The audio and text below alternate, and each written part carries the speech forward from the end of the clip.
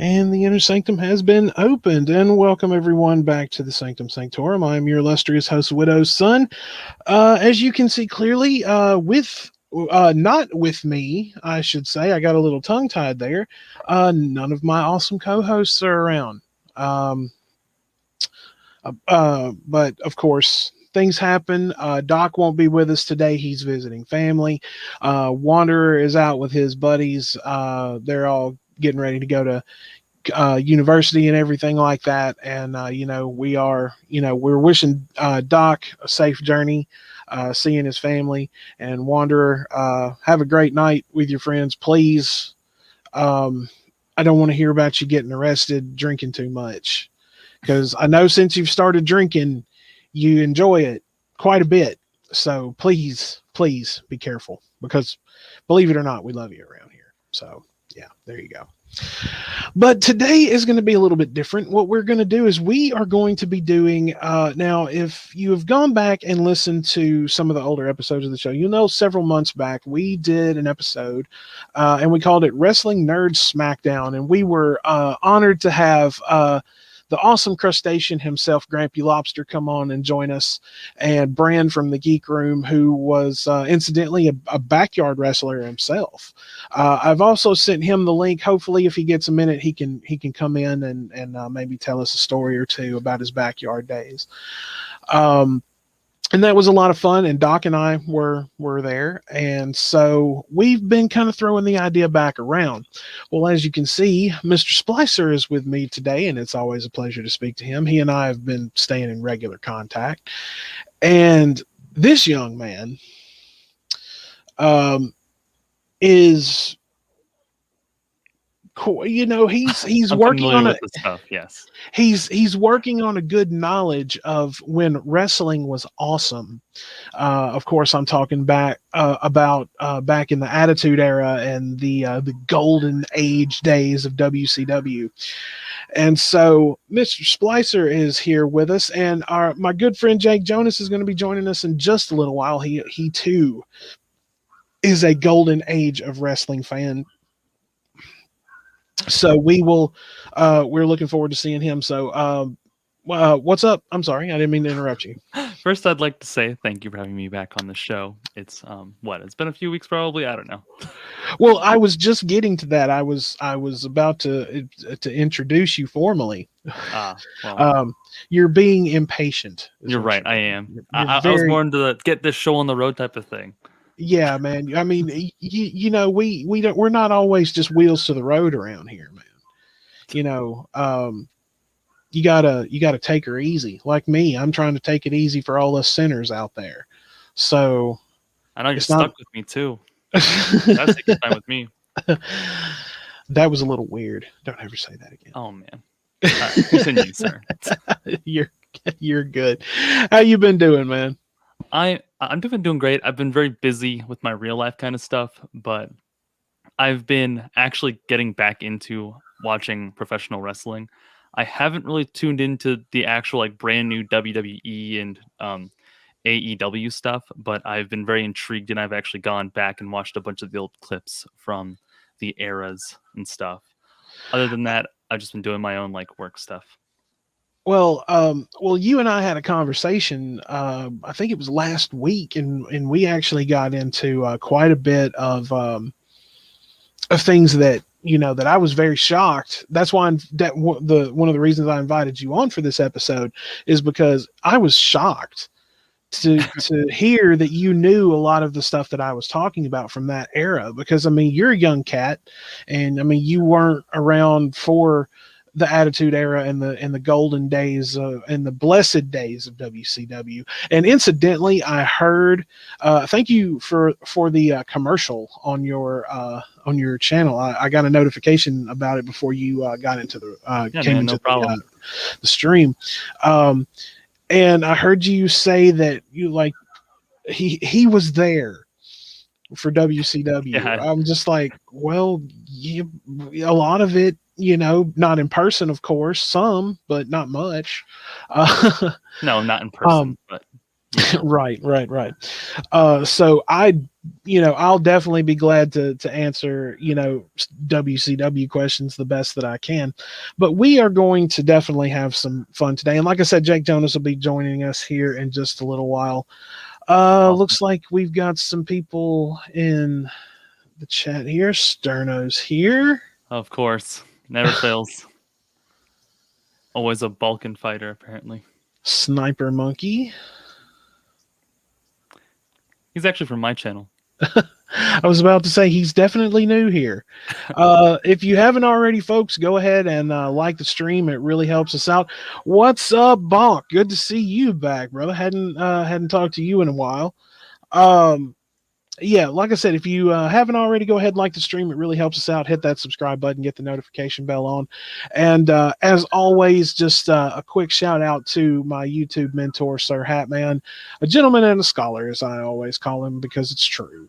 And he is an awesome guy, and I love him dearly. So if you don't already, go and get that subscribe button on for Hatman and his other channel, Sir Hatman, as well, and tell him I sent you over there. And enjoy it every Friday night. Great live streams, always a lot of fun, and usually you'll find me there. So come and hang out with us for sure.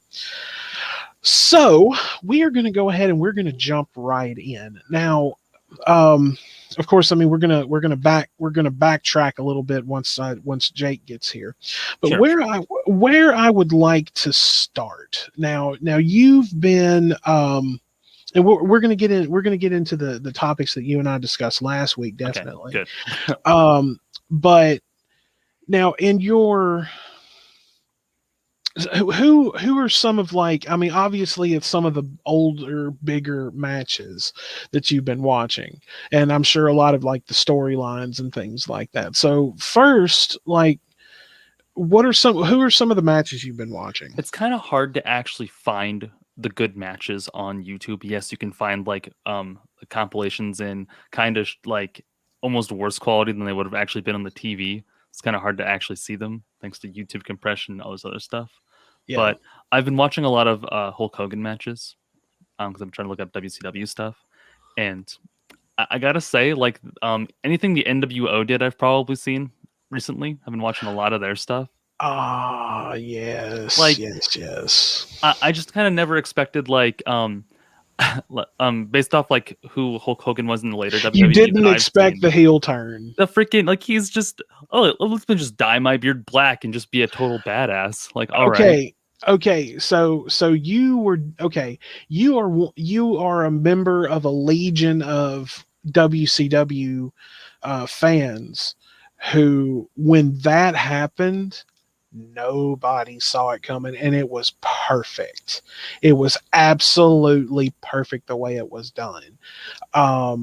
This is going into the golden age of WCW. Now, before you had the NWO, WCW was still, it was hanging in there. I was sitting there just chucking things at the wall, hoping it'd stick. Right. Hey, and there's Jake. What's up, brother? What up, boys? Sorry I'm late. I told you. Would be a couple. You're not even that late. We started late. Yeah, we started a couple minutes late. You tell me I drove home at 120 for no reason? Dude, if you were driving 120, I'm just kidding, man. Like, this isn't Fast and the Furious, and you're not Paul Walker. Bro, I got a little four banger. I don't even know if my car will do But hey, all you need is family. Yeah.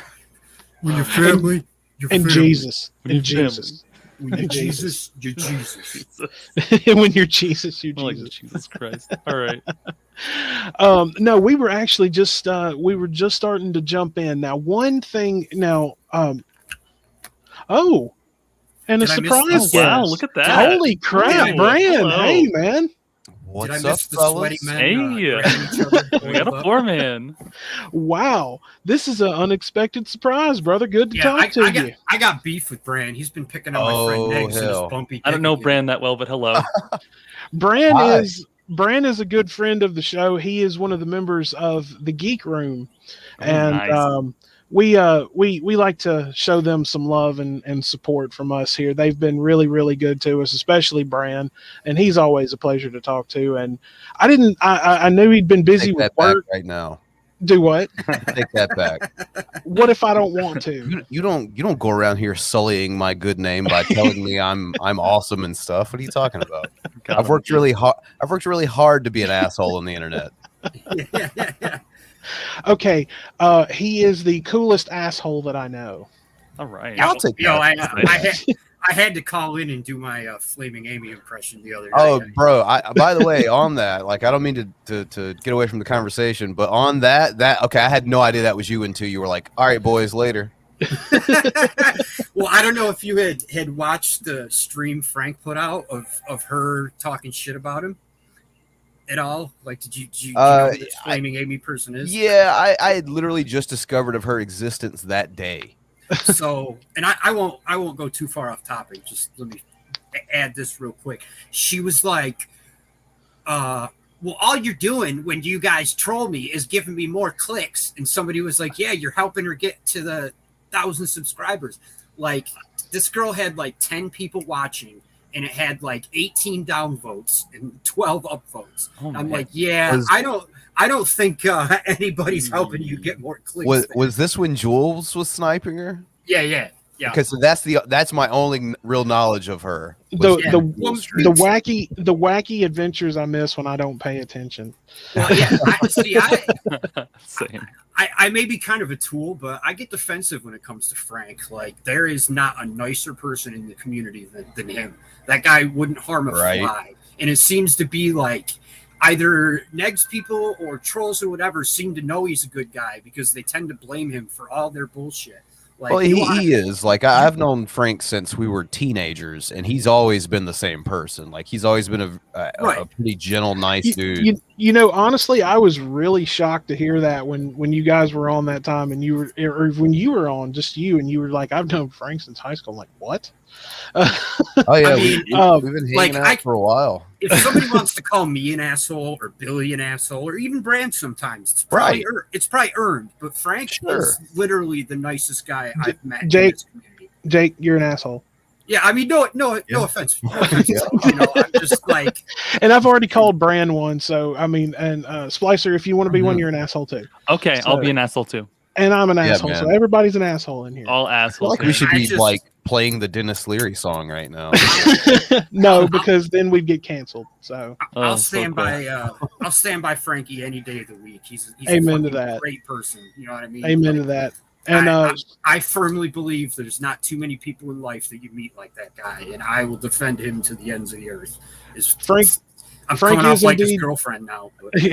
Oh, he's a really good human being. Like, there's that's a definite romance there. There's definite, but Brand, it's been a while since you and I have spoke, sir. How have you been? Oh fuck, dude, I've been busy. I know. And yeah, I finally have some time today to kind of just relax. So I saw you hit me up on Discord. I was like, fuck yeah, I'm gonna hop in. Right on. Well, and now as I was telling Splicer earlier, now he has a good base knowledge of our topic today, and I know you do as well. With that episode that we did with Grampy and you was a lot of fun, and I'm glad that Jake and you are both here for this one. Now, I was telling him about your backyard days. Oh fuck yeah, that's awful. Yeah. Now the cheese grater was good. But now that you're here, and since it's been a while since you've been on, I'm gonna ask you, what is the hardest or the worst one you ever went through? So don't skimp on the details. We're all hardcore fans here, so we used to basically have this match where it was I mean, it was your standard. I honestly, by today's standards, it would be called a death match. Mm-hmm. But we weren't as well versed in the late 90s, early 2000s to even know what the fuck that was. But it was essentially that. And so the funny thing about it was was that in that type of match, you know someone's probably going to get hurt. It's not a typical wrestling match, whereas the goal is to not get hurt. I mean, that's always the goal, but in those type of matches, you're probably going to. Yeah, it's inevitable. It's kind of yeah. Just took the word right out of my mouth. So a lot of times we would use that as conflict resolution. Which is probably the best idea. If you had like beef with someone in the locker room, this is where you left it on the table. What's funny is that's most certainly a young man's game. We're all getting up in our age now. We can't be doing that kind of stuff anymore. Oh yeah, like I laugh about it now, but like back then it was serious shit because it was like, okay, let's go gather up all the burnout light tubes we can find. Everyone go buy the entire town out of thumbtacks. Let's go grab some cheese graters and like I mean they got. I've seen some pretty creative stuff though. We used to have fans bring the weapons matches. Jesus! You can really okay. Have you guys hot glue everything together? Have you guys watched AEW recently? Like they are really coming for the WWE. I think just bringing CM Punk back after 8 years of being that. Was huge. Then they got Daniel Bryan, or Bryan Danielson's his real name. Then they got Adam Cole, who was like should have been signed to the WWE for 10 years. Right, and they got Ric Flair too. Yeah, I see big names. Flair's coming back mostly to manage though. I want to see Ric Flair come back there if he gets his daughter over there. That's true. What I don't want to see is like guys like Hulk Hogan or Kevin Nash or these guys that come in and strip mine the company, take everything they can get and leave it in shambles like they did with the WWCW, WWE, TNA, Impact, TNA, those. So I do worry about Ric Flair because he shouldn't wrestle. He should only be used as a mouthpiece to get somebody else over. And I'm afraid, knowing Ric Flair, he'll start bouncing checks like he's known to. He'll, be getting drunk like he's known to, and he'll try to strip mine the company like he always does and take it for everything he can get and leave it in shambles. It's almost blasphemy to speak evil of the Nature Boy. I mean, but it's 2021, man. It's not the 70s and 80s anymore. Ric Flair is, Four Horsemen days. Right. I'm speaking primarily of his character, not of his talent or his wrestling ability. His character is he's not a good guy. I'd say that's fair. Okay, now I want to get back to Bran real quick because I'm curious to know about this fans bring the weapons. You had to have seen some interesting things, and I'm intrigued to know. Like I said, a lot of it is like a lot of. So let's take, I don't know, like here's a like a wooden staff. All right, let's put a water cooler on it. Okay, let's random. Let's duct tape or let's hot glue some shards of glass and thumbtacks on it on the water bottle or whatever. It's like it really is. It's like the most hillbilly redneck fucking like almost like a Dead Rising 2 playthrough or something. Yeah, right. Duct taping like chainsaws to the end of a pool stick or something like that. Strangest thing in the world. Okay. So what has literally been your most toughest one, like your most extreme one? Yeah, it was probably one of those aforementioned matches, but there was this dude, his real name's Brian, and I swear he got a boner for stuff like that. Like, he was really into it. Yo, some people really like that. Like, I'm not even a fan of the death matches, but some people is like, they're as passionate about it as some of these diehard people following Fish or the Grateful Dead or etc. Around. Like, it's their whole life. Well, see, I as a young man, I had a pretty high tolerance for pain.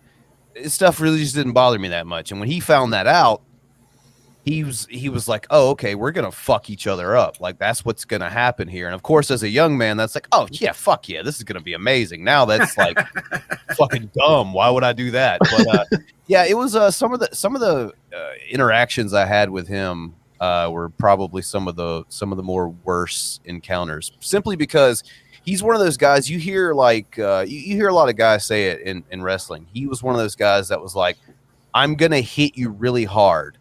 I expect you to do the same to me.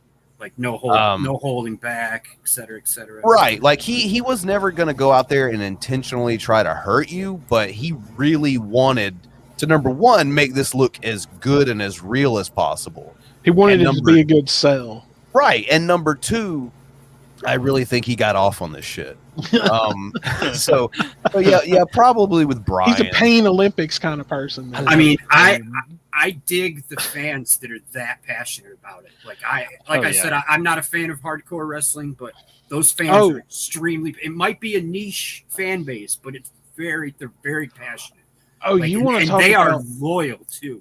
Oh yeah, you want to talk about like extreme shit? I've gone back and watched some of the Japanese shit where they're literally like body slamming each other onto open fucking scissors. Oh my God. I'm not even fucking shitting you, man. Dude, the thumbtacks alone are enough to make me cringe, man. Just I don't know how people do it. I'm on the opposite end of Bran. I have a very low tolerance for pain. So like when I broke my spine, you guys should have heard me bitching like a girl. Well, no remember, ladies. Remember the title to one of the greatest albums of all time by I Hate God, Take Is Needed for Pain. So there you go. That makes your tolerance go up a little bit more. But yeah, I mean, they're literally body slamming each other onto like rows of open scissors.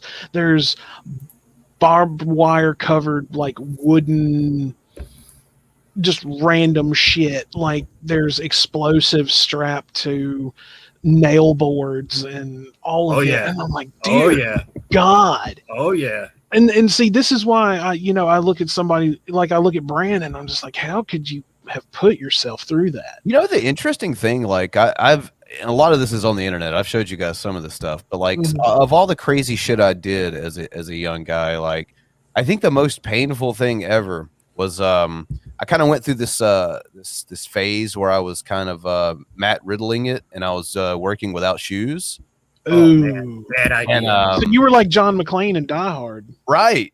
And kind of similarly to what he had to deal with there at one point was so one of the guys thought it would be a good idea, since we're doing the whole hardcore thing, is he was going to he had this idea. He was like, you just come running at me, and I'm gonna have this sack of tacks. I'm gonna dump them all in the ring as you're running, and you just run through them. Jesus, dude. And I was like, oh yeah, that'll look great. And that was probably the worst thing that ever happened to me in my entire Did you life. immediately regret it after you agreed to it? Yeah, because I went in with like full head of steam, because like honestly, I had landed in tacks before, and they really do not bother me at all. Like a lot of them at once. That doesn't hurt. No, I would rather Wow. I would rather land in a vat of tacks than step on one. Oh man. If that gives you any like idea of like just stepping in them, I don't know what it was. Worst thing ever. Landing in hundreds of them doesn't bother me. So, but yeah, that it's awful. I guess it's the feet. I don't know. Yeah, it's your feet have more like sensitive. Yeah. Have you guys ever heard of Nick Gage? Mm-mm. Oh yeah, the bank robber. He did. He did rob a bank. He is like his famous I don't know what you'd call like a gimmick, I guess, is he likes to take sharpened pizza cutters and place that in people's mouths and just jerk one way or the other. Like he has legitimately made people get stitches. He had a God. Now we know how he got those scars. He had a death match somewhere in Iowa against this German guy, right? And 10 seconds within the match, the German guy throws him into the light tubes, and he hit it wrong. And they say out of the eight pints of blood in his body, he lost 5. And refused to go to the hospital. They stitched him up right on site, and he went and finished the match after losing 5 of your 8 pints of blood. Like, dude, this guy, if you're into hardcore wrestling or deathmatch wrestling, look him up because he is the guy for that stuff. He was recently on AEW with did a match against Jericho, and afterwards, AEW booked him. yeah. Wow. And Jericho was like, after the match, Jericho was like, I'm too old for this shit. I can't do this anymore. And I completely understand. Right. Well, okay. Since we're on this subject now, Splicer, you've gone back and tried to find a lot of the matches and everything like that. Of course, you've seen the incredible cage match or portions of it, I'm sure, of Mick Foley and the Undertaker. Yeah, I was going to mention it earlier. Since it's said thumbtacks, I thought about it. You know what the craziest part of that match was? Oh, man. Sorry to interrupt, man. If I do. No, you're good, man. Go ahead. So we all saw Undertaker throw him off the top of the cage, right? We all saw that. Well, that was a planned spot. What wasn't planned was when the Undertaker power bombed him through the cage. The cage was not supposed to break, and that was not planned. And even Mick Foley will tell you, like, that was way worse than falling off the top of it. That, you know, because he tried to, like. So if you see his face after that particular toss, he had a tooth coming out of his nose. Tooth coming through his nose, exactly. Oh, like God. I love their passion for it. I just don't understand like why you want to take years off your life doing that stuff. I mean, I'm not gonna shame those guys for doing what they love, but Jesus Christ. And the funny thing about it is, like, Mick Foley, like you were talking about Frank being just a great person earlier. Mick Foley fits that bill as well. Yeah, he's one of those like guys. An amazing person. He's like very charitable, very humble, very nice guy. And just to watch his work in the ring, especially like some of his earlier Cactus Jack stuff, you would have never known that. Exactly. Right. Or like when you would see him back in the early Mankind days, like sitting down in a boiler room, just rocking back and forth, talking to himself, you would legitimately think that he was crazy. Best promo ever. I don't know. Yes. Dude Love was great. It's nice of a guy as he is. I do believe there's some screws loose. I mean, you don't do that kind of stuff and not have some, like, you're taking years off your life. In an interview, he said that he didn't he was barely conscious, like that second half of that match. I mean, I give all those guys the props in the world for being tough, but it's not for me. I think with Mick, a lot of it probably had to do with the fact that he did not look like a wrestler, and like he didn't have the look, that pear-shaped body. Right. I mean, I think you have to do something to make a mark when you're clearly the antithesis of what the wrestler traditionally looks like. Exactly. Right. Like if you take a look at, I mean, a lot of the gimmicks that they would come up with were especially in the early days, were terrible. Yeah, they're cheesy, Right. I mean, one of them was the fucking hooligan, for fuck's sake, and he was a hockey player. I mean, oh yeah, I remember that guy. But then you fast forward and you get somebody like Mick Foley, and then you go back a little bit further and you get guys like Terry Funk. The hooligan you're talking about was actually the Goon. Do what? The hooligan guy you're talking about was the Goon, I believe. Oh, was it the Goon? In WWE, right? Yeah. Yeah, that was in the early days. Sad, I know that. But. Oh yeah, I do remember him. I don't recall actually watching anything he ever did. I think he showed up at like WrestleMania 17 for that gimmick battle royal. I think maybe the only thing I actually watched him do. But yeah, what about how about Terry Funk? If we want to talk about Mick Foley, we got to bring up Terry Funk. He invented hardcore, man. Forever. Pioneer in the business. He invented hardcore. He's the first legitimate hardcore wrestler. That exploding ring death match that he did. A lot of people don't realize, like, those were live pyro, and there was a lot of not TNT but explosives. There, one or two of those explosives went off at the wrong place at the wrong time. Would have blown his legs off. Would have blown his arms off. He'd be dead. Like, legitimately risking their lives. Nowadays everything's a little more safe. I mean, back in the 80s, those guys didn't know what they were doing, really. It was all new, Right, but okay. Are All right, I've got a question for everyone here. So, talking about the hardcore matches and everything like that, I would like to know the clearly excluding the Mick Foley toss because we've talked about that. Who, in your opinion, has had the best move off the top of that huge steel cage they used to use? Who's had the best? Who's had the best off the cage moment? I want to say, I mean, I don't know if it's the best, but I certainly thought it was wild to see Owen Hart do a moonsault or a what was it? What would a backflip be called? I guess a backflip off the top of the cage. So for the new generation 1990s, that was pretty wild because guys just weren't doing stuff like that. Brand will be right back with us, and then we'll get his Splicer. What about you from all the stuff you've watched? I'm trying to think about all the like the hours of footage I've been watching, and I don't know if I actually watched that many steel cage matches other than the Mick Foley one.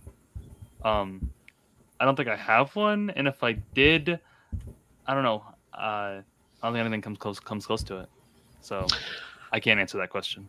Mine is, and feel free to laugh at me if you want to, but I really don't give a shit because the guy impressed me a lot with the things that he would do in the ring, and that would be Shane McMahon. Dude, you're not kidding. I don't know if you remember the Kurt Angle Shane McMahon hardcore match. Oh yeah, where Kurt Angle suplexed him on his head through that glass. That was also real because that glass was supposed to break and it did not. And afterwards, Vince McMahon was pissed. Oh, I've seen that. Yes, Kurt okay, I know Angle. what you're talking about. And Yeah. Shane like came between the two of them arguing and was like, "Dad, this is my match. Things happen. It's not his fault that glass didn't break. I took the risk. I knew what I was signing up for. If you're going to blame someone, blame me." And I'll tell you, to be the boss's kid and to say something like that and to take the heat off Kurt Angle is a stand-up thing to do. As much as I have issues, as much as I have issues with the McMahons and the way they run the WWE, I think that Shane deep down is a good person.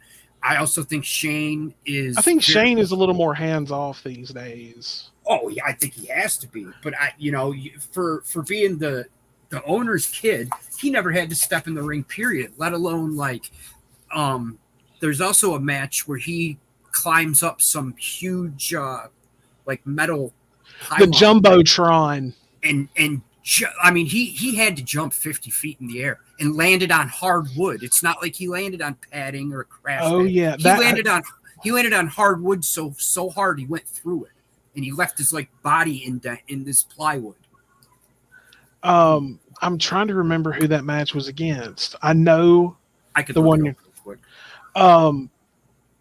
But and the one of the last ones that I saw was Shane O'Mac versus Undertaker, and he took. I was watching that match, and he was standing atop that fucking cage, and he looked down, and Undertaker was laying across some steps, and he looked down again. He crossed himself, and he just took a step off, and Undertaker moved at the last second.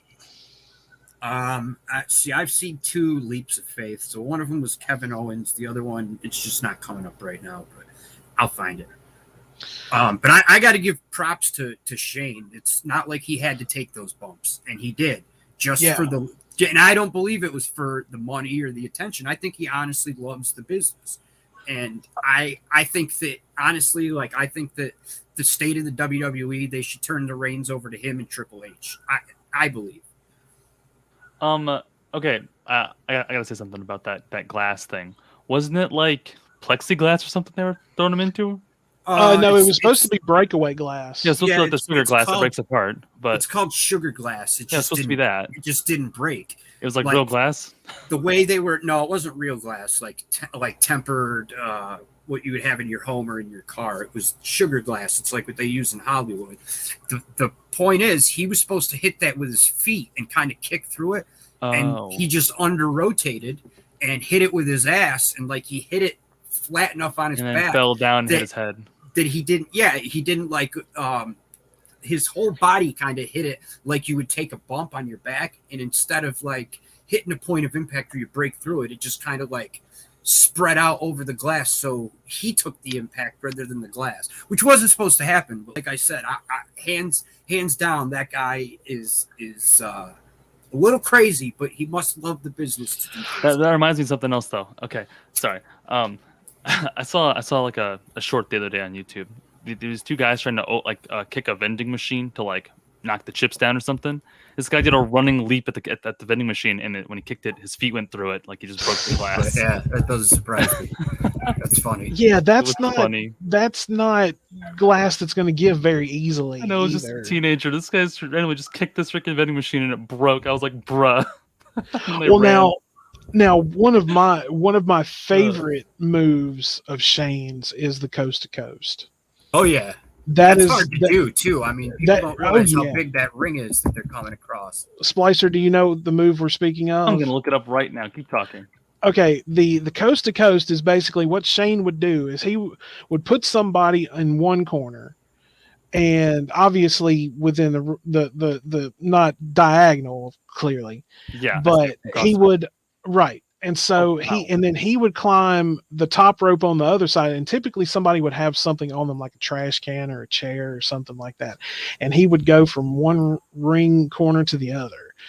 I see this. It was devastating. It was a devastating move when it was done correctly. I'm sorry, man. Go ahead. I didn't mean to interrupt you. Oh, no. Go ahead. I was just going to say the person that I don't know if he invented it, but the first person well known for doing that was Rob Van Dam, who in his own right put on some incredible hardcore matches. Oh my God, man! Like Rob some Van of those guys, like the Sandman, and some of these guys in ECW could Tommy Dreamer. They couldn't. Well, Dreamer could wrestle, but some of those guys could not wrestle. All they could do was hardcore matches. Rob Van Dam was a guy who could do it all. Like you name the kind of match, Texas can or catch or hardcore or tables, ladders, and chairs. Didn't matter. I mean, he could do technical. He could do old school. You name the kind of wrestling, and Rob Van Dam was good at it all. Oh yeah. Now I remember him back in the WCW days. Short-lived as they were. But I'm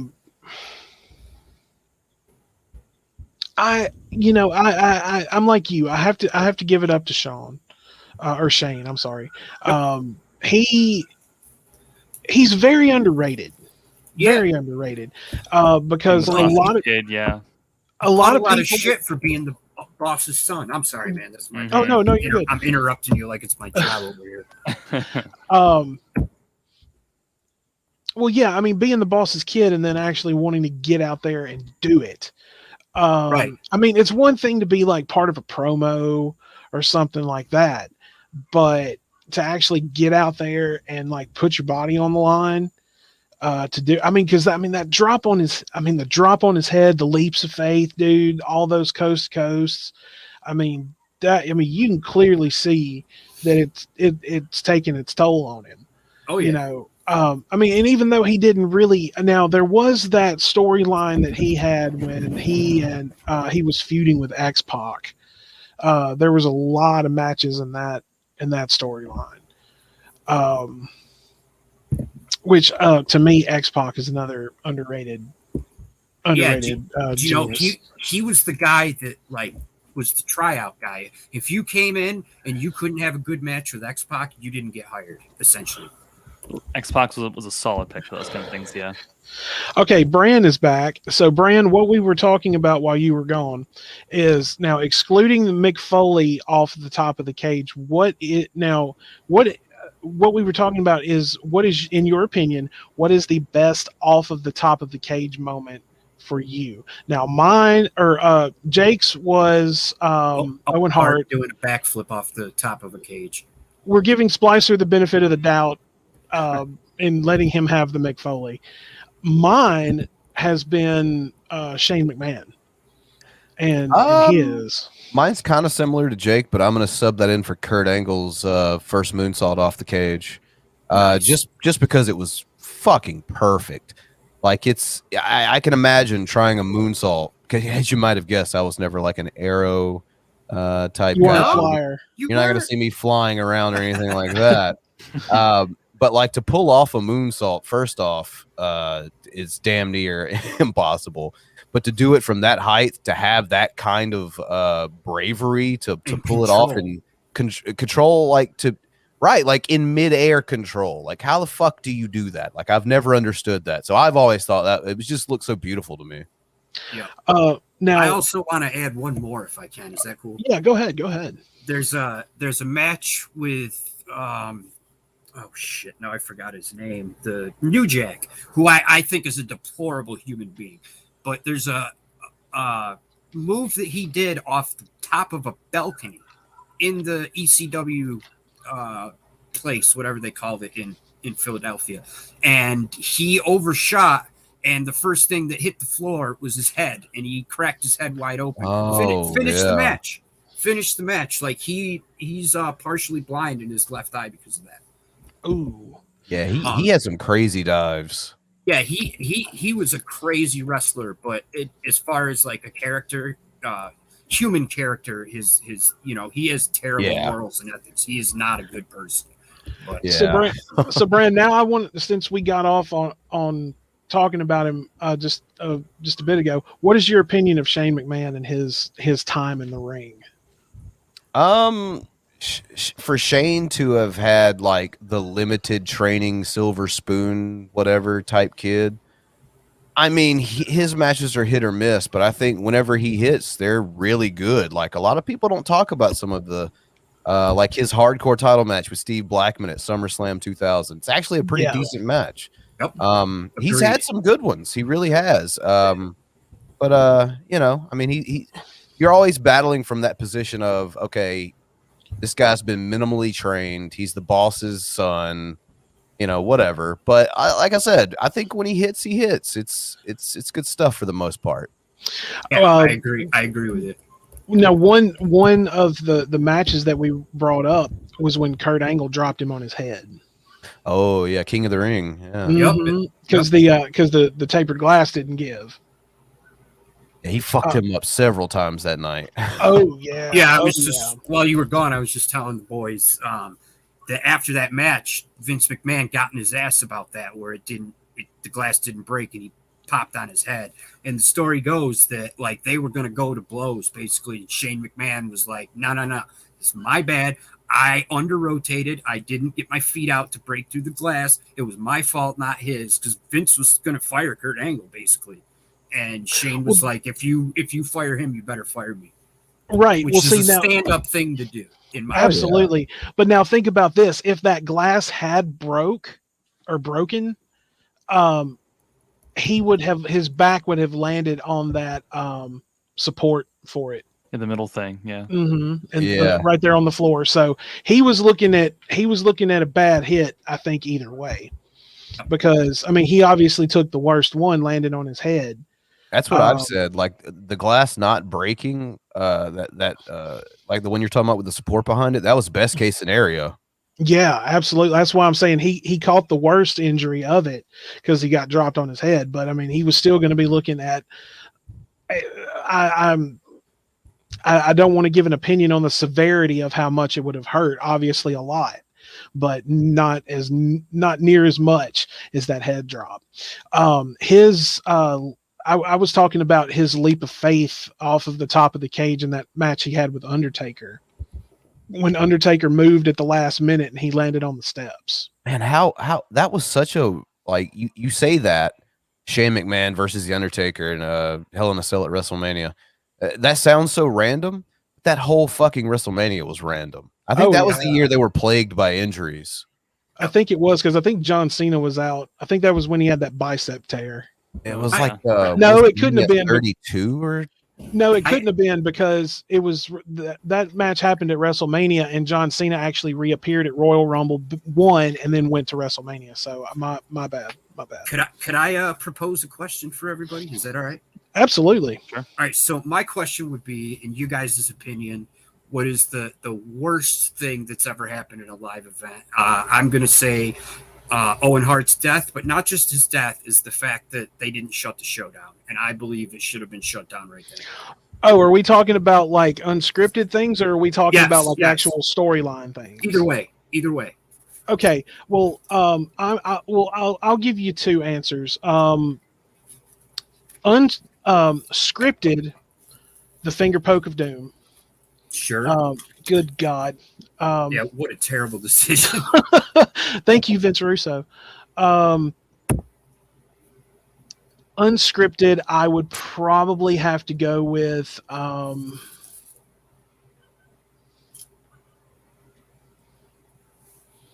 that's a hard one because I'm gonna tell you, whoever let Jeff Hardy walk out at Victory Road in TNA made a bad Jesus. I agree with that. Yeah, Yeah. that's right up there. That was one of the worst decisions I've ever seen made as far as non-scripted things. Like they clearly, I mean, like it was what, a Scorpion Death Drop 1, 2, 3, but he should have never been out there. Well, they claimed that he had disappeared right until up before the match, but while they're all in gorilla position, you can't tell me somebody didn't smell the alcohol on him. I mean, come on. Right. He never should have walked through the gates. They should have. What they should have done, in my opinion, here's how they should have done it. They should have taped him backstage on his way to the match. He gets jumped by 5 or 6 guys, gets the shit kicked out of him. He can't perform. Somebody else does the match. In my opinion, that's what they should have done. Yeah, they definitely shouldn't have let someone that inebriated go out there and even have the potential for a match. At the same time, it was Scott Hall. It's Scott Hall all over again. Yeah, well, you know, and at the same time, Dixie Carter, like, if you read the stories about the things that she let happen and did herself, Dixie Carter is essentially a monster. She's a female Vince McMahon. Which is shocking that things didn't go much better for her. Did you guys hear about Daphne, the pro wrestler that just committed suicide last week? I did. That sucked to hear. Yeah, I remember her. I remember her being in the storyline in WCW was she and David Flair were together. Yeah, I do remember that. And so she used to come out to the ring like acting like she was strung out on something, screaming her full head off. So there was a story that came out right after she committed suicide about TNA, and there is a match, well, not really a match, but a segment where she loses some sort of, like, they used to do this stupid thing where they put 4 or 5 briefcases out and everybody had to pick one. One was like, you get a title match. One of them was like, you're fired, I mean, not really fired. Oh yeah, feast or fired. But one of them was she had to do a striptease, and she was backstage like, I don't want to do this. This is just objectifying women. We're trying to and at the time, TNA had the best women's division in all of wrestling. They really did. They had talented women. They had, people like Gail Kim, who, in my opinion, is one of the best female wrestlers of all time. That was during the time period where WWE was really focused on a supermodel in the ring instead of an athlete. Right. Yeah, the tits and ass matches and stuff. But anyways, Daphne are we really going to complain about those though? I think it's degrading in my opinion. Well, I mean, I understand that, but I'm talking about at the time. Are we really going to complain about them? I mean, come on. You have to admit there was nothing better than seeing Trish Stratus in the ring with like pretty much nothing on. But Daphne had to do a striptease for this dude, and the dude was not cool with it. And before the dude went out to do this, Dixie Carter and Bischoff pulled him aside and was like, "Now you're going to make out with her." She didn't even know it was going to happen. So instead of they didn't ask her if it was okay. Instead of refusing and breaking kayfabe, she went along with it and went backstage flipping shit. And they were like, "Oh, you had a problem with it? Oh, all right. Well, there's your shit. Get the fuck out. You're fired." That's why she left TNA. Oh, nice. Up? And that's just the tip of the iceberg. You ought to read some of the shit that girl had to go through between WWE and TNA as far as degrading, Was she ever actually in WWE? Yeah, she was. I don't remember Daphne in WWE. When was this? I'd have to look it up, but it may have been like early 2000s. One of the stories I read about her was one of the things that Vince had made her do that she really didn't want to do. Give me just a second and I'll Google it. It would have had to have been like maybe Vince's acquisition of WCW around that time when they did that failed invasion angle that had so much potential and fell on its fucking face. Oh yeah. One of the biggest mistakes in that, WWE. Well, now going back to the question, like I said, scripted was the finger poke of doom. Unscripted would probably, I would have to say, there's so many, and a lot of them are injuries. If we're gonna use that, especially unscripted injuries, I'm gonna say when Sid Vicious's ankle broke. Oh my God, was that bad? I can't even watch that footage to this day. Man. Like that ended his career. Yep. Oh, Wow. You could watch it until that's a career ender. That's yeah. Pack it up, game over. Like someone as big as Sid, you don't have to get on the top rope, man. You don't have to get onto the ropes at all. Why are you doing that? Right. It's kind of like what they call old school Taker with that walk across the top rope. I'm like, dude, how in the fuck do you keep your balance when you're like you're built like a brick shit house? I've taken that move before. It is literally a balancing act to where he is pushing his weight one direction and the person whose arm he has is pushing the opposite direction. So you've used the old school Taker before? No. I've never used it, but I've taken the move before. All it is you're helping them balance. He's basically holding your arm for balance. Oh, okay. But I'm saying, I mean, he was just one person you really didn't expect that from. Surely. Yeah. Now I will say it is, when you got to see it, it was a joy to see Taker fly from time to time. Those suicide dives of his through and over the ropes, some of those were absolutely stunning. You could tell the guy used to play basketball. He had some hops. Oh yeah, definitely. Okay, so Daphne appeared. I'm sorry to interrupt. Daphne appeared in the WCW rebrand under WWE's ownership. Yeah, so she never was an official WWE wrestler. She just worked for Vince. But I'll have to look. He was in developmental, then I guarantee it, because a lot of the lower card WCW guys and gals ended up in their developmental at the time. She was on like Tough Enough for one of those type shows where she was made to make out with a dude and neither of them wanted to do it, like that kind of shit.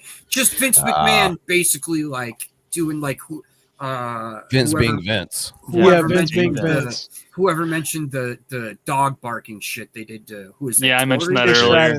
I mentioned Trish Trish barking. Yeah. All right, Brian, what about you? What is your scripted and unscripted moment? Worst moment. Yeah, worst moments. Like I said, unscripted, that Jeff Hardy thing comes to mind for me because I just don't think he should have been out there to begin with. It showed a clear just management just did not give a shit about their talent in that place. For you to say, yeah, sure, go ahead, walk out past this curtain.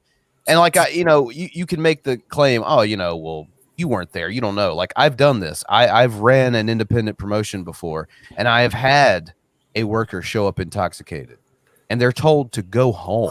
Who was it, if you don't mind me asking? Nobody you would know. It was a local. Okay, it was a local guy. Okay. Yeah, nobody you'd know, but they're told to go home. So, you don't let anything like that happen, and when things like that do happen, whatever may have happened. If he had gotten hurt or if he had hurt Sting or whatever the case may be, it's on management 100% at that point. Once he walked past that curtain, it's on them. Oh, absolutely. And it was embarrassing as shit that Bischoff had to come out after like they never should have let him. So after that match, I don't know if you guys remember, but the crowd is chanting bullshit. Sting's walking to the locker room going, yup, I agree. It's bullshit. Like even Sting was breaking kayfabe, being like, "This is fucking." And Sting is usually like pretty and like calm dude, and for him to like kind of get pissed like that was he's a professional. He's a you know what I mean. Oh, yeah. So you're totally right, man. For him to get upset about it, something is really wrong. Right. All right. So Brian, what about as far as like scripted? Yeah. As far as something scripted, like I don't know it. So. I'm not the type that really gets upset a lot when like wrestling companies do things scripted that are supposed to push the envelope. But I do think I get upset whenever they do things that don't follow an example they've set. I'll give you an example. In 2001, WWE was using the "Let the Bodies Hit the Floor" song for everything. Yeah. Right. After 9/11 happened, they deemed that song, we can't play that anymore. That's just, that's shitty. We're not going to do that. And I'm like, whatever. I guess I get it.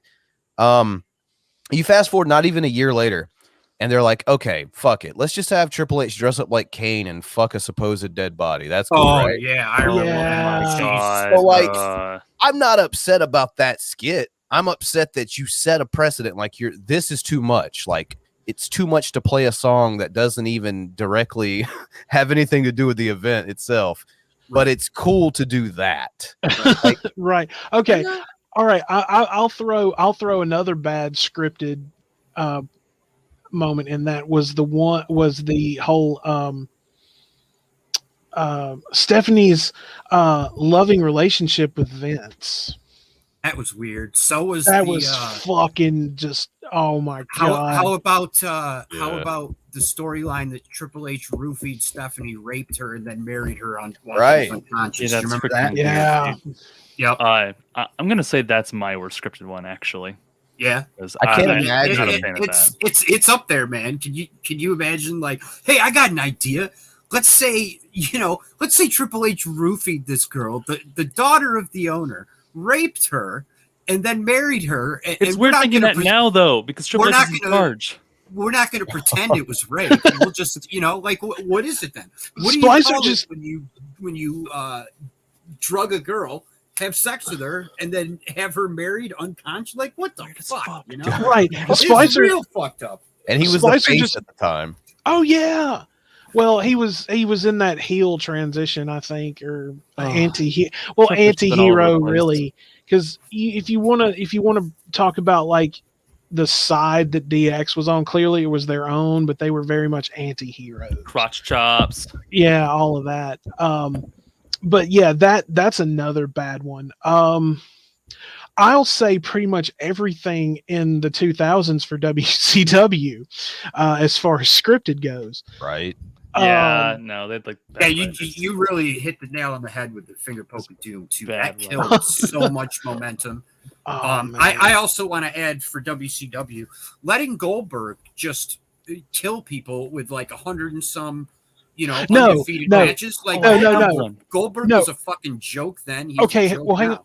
hang on. I'm going to have to disagree with you because at the time, other than Taker's record of WrestleManias, there was not an actual like match undefeated thing. And I think in a way, Bran, correct me if I'm wrong, which I think this was still Bischoff time, but the whole Goldberg thing started during the Bischoff era and not Russo. Am I correct on that? You are that correct. Bischoff was still in charge. But Okay. it's clear he was. That's right, Stone because Cold the whole Steve Austin I don't know. I've been off the last couple of days, so I'm not sure. Like my brain is way too relaxed. Well, I'll tell you this: Goldberg is one of like 4 or 5 guys that ever actually WCW made them.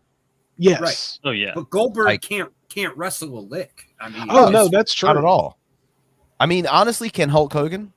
No, Oh. not really. I mean, he's just a crowd pleaser. Yeah. Yeah, exactly. Yeah, He can do yeah. a few moves, but that's it. Very similar to shit. I just had it in my I mean, head. if you get right down to it, like The Rock has like a slap, people's like 4 elbow, a moves. spine buster, and a rock bottom. Kevin Nash is That's another true. one that can't really wrestle. He's Kevin Nash okay. is a big Yeah. guy, but Kevin yeah. Nash has strikes. like 6 moves. Yeah. But, like even when he 4 of did them his are big striking. comeback in Right. like the WWE, I don't know, it was 10 years ago now probably. Like Kevin Nash tried coming back for a while. Oh, the They didn't LOL really- thought you were dead, Kevin Nash. I think Yeah. so. They didn't really know what to do with him. Yeah. Let him make money is pretty much all that was. It was a gimmick. I mean, why do you think that they let people you haven't seen in the ring for years come back in like Royal Rumbles? Because you automatically know they're not going to win. Right. So, Yeah. I mean, they let like you hadn't seen Eugene in like a couple of years, and then boom, he appears at a fucking Royal Rumble. That was another one. Yeah, that was horrible. You guys, horrible. the more we talk about this, I can't imagine why when Peacock acquired the WWE Network, they erased so many things from history. I can't imagine why. Whoa! Hang on. What is this? Oh, you haven't looked through their No. NBC bought the network. Right. I knew that, but like I've looked through it very little. Like I just basically watch whatever's free. A lot of stuff is missing. Are you serious? Completely gone. Anything, like what? Anything that involves Chris Benoit is gone. Anything. Benoit's gone. They erased him from history, essentially. That's dirty. Some of the things that we've mentioned here on this stream is not there, like the the segment with Triple H impersonating Kane, and the Katie Vick thing gone. So I'm taking all the Benoit stuff from WCW is gone as well. Yep, all of it. Yeah, I didn't see any of that either. Dude, that cuts. The crazy part is Vince owns all the WCW tapes, so you're never going to see them again, ever. And see, cutting out all that Benoit 4 Horsemen footage, that takes away so much story and so much history about that particular faction. That's what sucks so bad about Benoit, man, is because like he's a monster, but son of a bitch, he had some of the greatest matches in the history of one of the best of all time. He was. It sucks so bad that he did what he did because man, he could have had an incredible legacy. There's a lot to be said about CTE and concussions that I agree. And even if the WWE didn't know, they know now and refuse to do anything about it. I mean, other than the Punk. concussion protocol, they really there's several other things they continue to have a blind side to. But what came out in the lawsuit against WWE, even though CM Punk lost that lawsuit, was their head trainer admitting that yes, he knew he had a staph infection. They decided to give him weak antibiotics and ignore the concussions because they wanted him to perform. They refused to give him even a week off. I mean, that's just bad business. And I'm of the opinion that wrestlers should have an off season. You should get 3 months off, and you can rotate your guys like that. So And I think it would be cool for other companies like AEW right now to capitalize and have their off season at a different time. So there's always wrestling on. But WWE has no off season. You know what I mean? And never will as long as Vince is in charge. Yeah, and that's why I think it might keep rolling that way if Triple H takes over. I don't know if you see. Triple H just had a mild heart attack. I don't know if he will take over. So we'll have to see how that plays out. Okay. I didn't know about that. Happened last week. Yep. Wow, sheesh, lots going down this week. Well, see, here's now Splicer is not really familiar with WCW, so I know he knows a little bit about it. Now he and I before be thancful, Splicer. Be thankful. Yeah, especially there towards the last 2 or 3 years. I will say one thing though. One of the I don't know if it's actually scripted or not. I did read up on this. They paid Bret Hart a bunch of money to work for WCW and then didn't use him. Right. Well, they did use him, but Goldberg, then he got hurt. Goldberg kicked him so hard it gave him such a bad concussion he had to retire. I think. Wow. What I've honestly always looked at that, like they used him, but they never really used him properly. And I think it was just a case of like WCW was still in that whole, let's just steal all of Vince's talent and we're made. Who cares if we don't know what to do with them when they get here? Right. The booker at that time was Kevin Nash, and anybody who wasn't with the NWO wasn't getting over. Bret Hart, who was a good guy his entire career, had to come to the WCW, join the NWO, and be a bad guy just to get on TV because they didn't know how to use him. You know what I mean? Yeah. Now, Bret Hart, to me, Bret Hart should have always stayed face because he really wasn't much of a heel. I hate to interrupt, guys, but I do have to roll real quick. I just got a phone call. I got to go roll out and do some husbandly duties. All right, man. But thank you for having me. Brand, always a pleasure, man. And come back to see us more often. Oh, fuck yeah, man. Are you doing the salt mine tonight? Yeah, I'll be on the salt mine tonight. I wonder if Billy will let me on. Brand, I'll slide you the link if he doesn't. Nice. Brand, Thank you, Brand. Brand, if you wanna shill real quick, everything, go for it. Yeah, man. Geek Room, Bloody Breakdown, Brand Riffs. I'm on YouTube Yeah, somewhere. let me add any to given that. time. If Shoot, Jake, go ahead. if anybody's paying attention, go watch Brand's Bloody Breakdown, the horror channel. It's fucking Oh, excellent. love I don't it. say that because I do, and I consider Brand a good friend at this point. I've known you probably 6-7 years now. It's been a while. If I never even knew him, go watch his horror channel stuff because it's excellent. It's excellent critiques. He's not afraid to say when something's bullshit. He's not afraid to say when something's wonderful. If everybody hates a movie and Brand likes it, he's going to tell you he likes it. He's very honest when it comes to those reviews. Nice. And Brand, I would Appreciate that. if you ever need a guest for Breakdown, I would love to come back and do another episode with you. I had such a blast doing the first one. Yeah, I'm actually gonna start looking into doing some some episodes specifically geared towards certain subgenres. So yeah, I might do that. Well, your boy's most of his knowledge is satanic and occult horror. So Hey, that'll work, right? pencil me in for whenever you want to do that episode. And also the I have to tell you now that I'm getting to talk to you, I love the Riffs channel, man. It's so good. Absolutely. I appreciate it, man. But yeah, guys, go subscribe to Brand's channels. He puts out good Yeah. stuff. And he's the nicest asshole that we know around here. So I'm not gonna inflate his ego anymore. A nice pink fluffy asshole. Oh, I will. Hey. Even if you don't like what he says, he's honest and he's true to his word, and I'll take that. that's a lot more than you can say about a lot of people nowadays. So Indeed. Well, I Brand, appreciate that, fellas. Brand, good to talk to you again, brother. Please come back and see us again soon. We're going to set up another one of these probably within the next few weeks, so Doc can be here. But stay in touch, brother, and don't be a stranger. Oh fuck yeah, man! I'll catch you guys around. And once right, again, man. thanks for having all me. right, Yeah. buddy. I'll Yeah, see you man. tonight. Good to talk to you. All right, we'll see you. Yeah, that's a Always. good dude right there. Absolutely, he is. And thank you, Brand, for coming on. It's always a pleasure to talk to you. That was great. Oh yeah. But now, He's a guy who knows his wrestling too. Mhm. oh, indeed he does. When we had him and Grampy on a couple of months back, Jake? Did you watch that one? Yeah, I saw it. I did not get to see that one. Shucks. I really It's- should watch Oh, that. it was Um, good. It was good. Yeah, All right. I need to get Grampy back on for it too. That was man, Grampy's always a lot of fun to talk He's a to. funny Episode guy. 3. But yeah, Bran is I'm now that he's not here. He's a stand-up guy. He's an asshole. Yeah, I'm just kidding, man. He's a stand-up guy, and it's always a pleasure to talk to him. We always have a lot of fun when he's been on the show. We get canceled a lot, but it's totally worth it.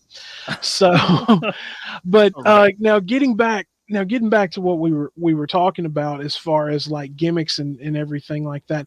Let's now in Splicer. I know you don't know a whole lot about the golden age, what I call the golden age, or let's go ahead and give credit where credit's due. Or the platinum era of WCW. Now, what are years some? you talking exactly? I'm talking about before Vince Russo took over, when it was like all 98 ish. yeah, basically from when it actually Russo like took over in 99. So yeah. So I'm talking about like the timeline where Bischoff was at the helm and everything. Okay, so it's the up and coming before the Time Warner buyout, right? Or Yes. the simulation thing. Okay, got it. Or Right, it Ted was all- Turner owned it. Yeah, it was all Ted Turner at that point. Because I mean, basically at that point, when Nitro and everything was getting started, he basically just handed Eric Bischoff a book full of blank checks and told him spend what you need. And buy all the WWF's talent. Got it. Well, no, I much. mean, all of that was pretty much all of their contracts were coming up. Like Hulk Hogan's was coming up, Macho Man's was coming up, Flair's was coming up. Well, Macho you know- Man left the WWE to go to WCW because Vince wouldn't let him wrestle anymore. He said he was too old. Yeah, because he didn't want to do commentary anymore.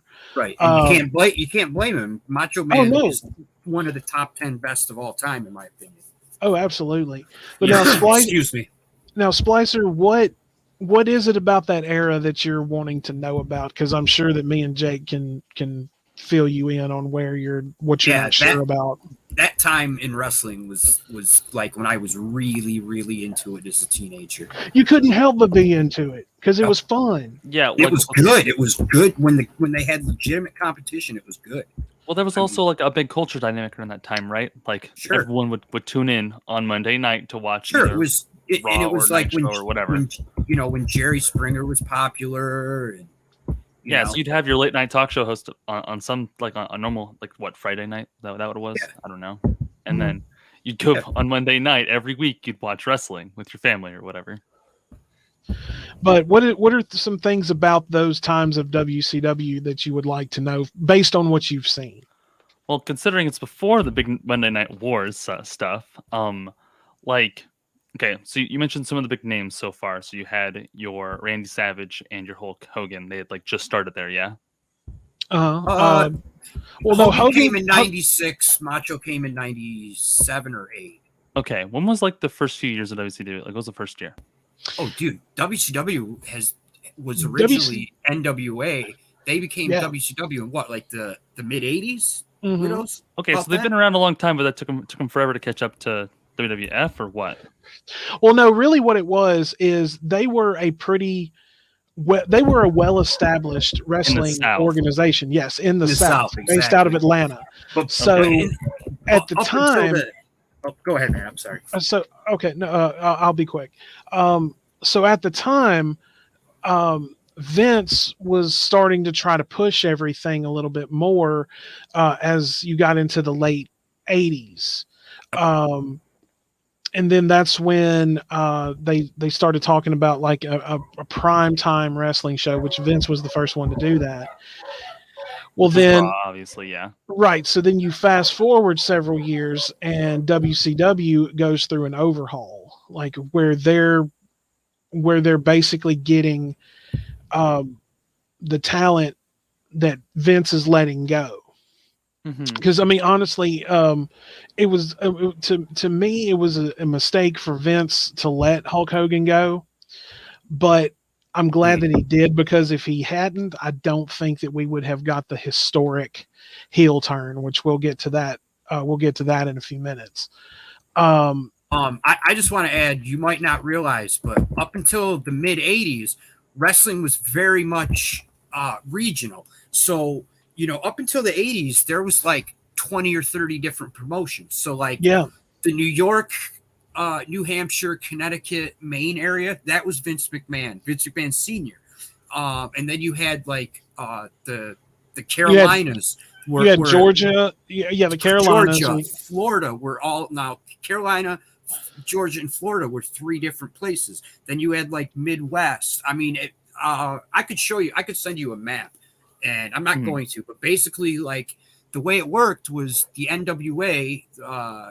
What does that stand for? National Wrestling Alliance? National Wrestling Alliance. Okay, so how it worked was they would all come together and vote on a champion.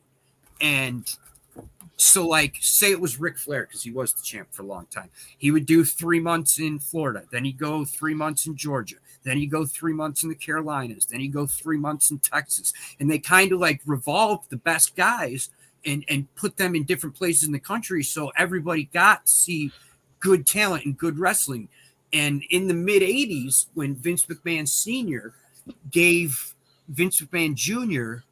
the keys to the business, he promised his dad that he would never take talent from all around the country. As soon as he got all the power, the very first thing he did was go find all the best guys from all these different territories and give them way more money than they were making elsewhere.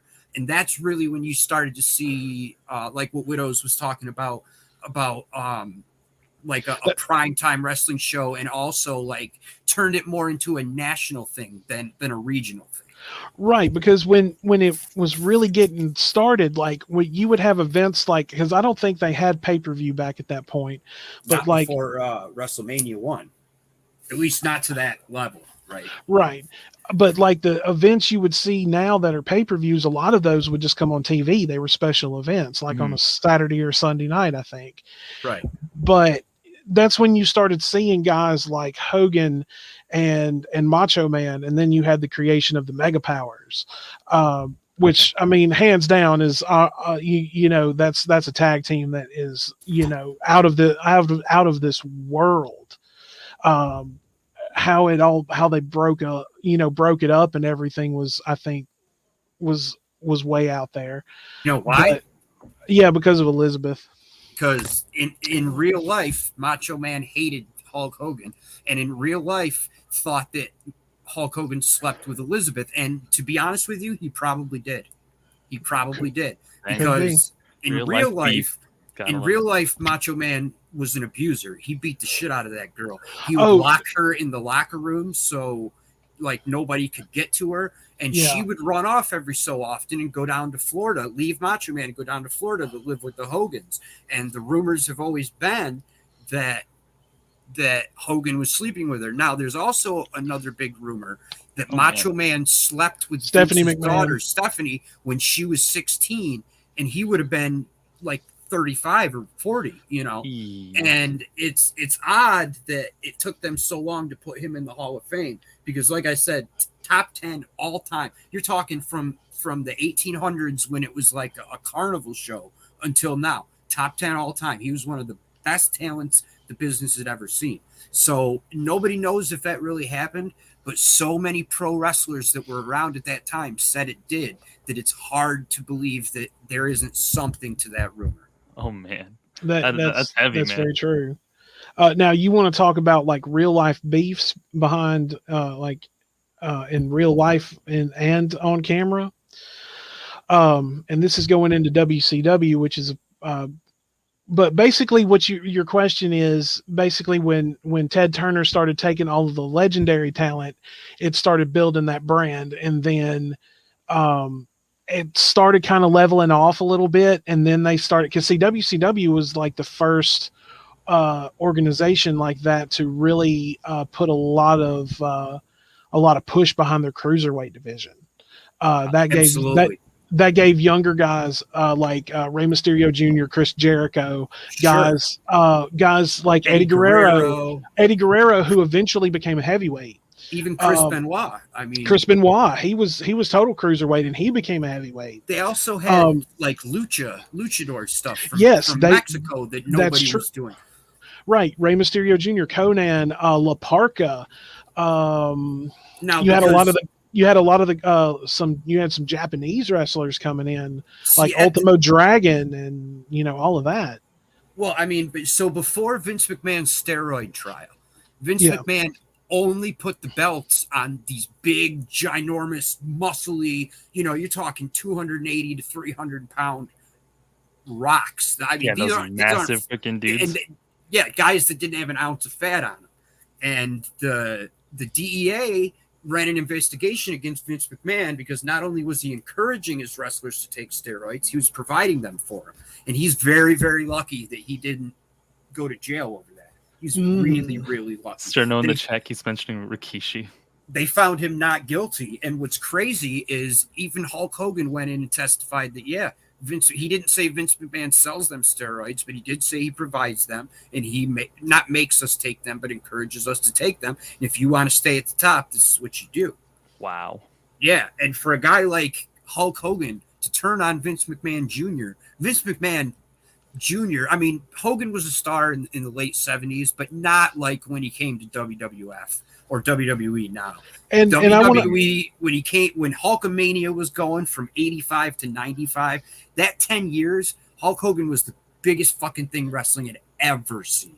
Right. And I was about to say, I want to make a point here that while you have incredible wrestlers such as Ric Flair, who have a lot of charisma, a lot of talent, and are, their persona, basically, Hulk Hogan built professional wrestling, made it what it is today. I mean, all of that rests on that man's shoulders, and he knows it, and he's very humble about it. He is now. I mean, I know that, back in the day, he was probably like very arrogant and everything like that, but you kind of have to be at that level. That's true. Well, because before the curtain call, the wrestlers had to live their personas 24/7. And when the curtain call happened, that pretty much broke that fourth wall. And Right. so the kind of lifted the veil off Before of it. that, nothing had ever been done to break kayfabe like that. Do you know what kayfabe means, dude? No. So kayfabe is essentially like, it means. So I don't know how. Okay, I got explain it because I can't explain it. You well. got this. The best example that I can give you is the Macho Man Randy Savage. Okay. He lived his persona 24/7. So did And at the time of right, Yeah. but see, at the time when kayfabe was really firmly in place, wrestlers didn't matter who they were; they had to live as if they were that person all the time, even if they weren't. They got to be like that. The only time they don't is when they're in their home with the windows and blinds shut and everything. You know what I mean? Mm-hmm. Like when you stepped out of that door, you stopped being Lenny Popo, which is his real name, and you started being the Macho Man. But kayfabe is essentially like, you know, the working in the business. When you're wrestling, you're doing kayfabe, like, you know, flipping the crowd off. I get it. Yeah. So a real easy one is like cheap heat. Like you go to Cincinnati, let's say, and you go, oh, there's a bunch of fat rednecks in here in Cincinnati, the worst city in the world. That's kind of like kayfabe. You're not the person that you're portraying. Yeah. You know, but you have to portray that person in front of the cameras at all times. Right. But no, I mean, even before then, like even in front of the cameras and even in public, like they would literally have to be that way all the time. But then when the curtain call happened, that basically caused the fourth wall of professional wrestling to explode. You want to explain to him what the curtain call was? I'm sure he probably doesn't know. The curtain call occurred in 96. Yes. Okay. Okay. Just a little subtext about the curtain call. This was at the point in WWE where Scott Hall and Kevin Nash were getting ready to leave to go to WCW because this was when the NWO was starting. So what happened? I don't remember who was in the match. Was it Shawn Michaels? It was Michaels, Razor Ramon. Gosh. No. I'm talking about the match that was taking place before they all came out. Yeah, it was a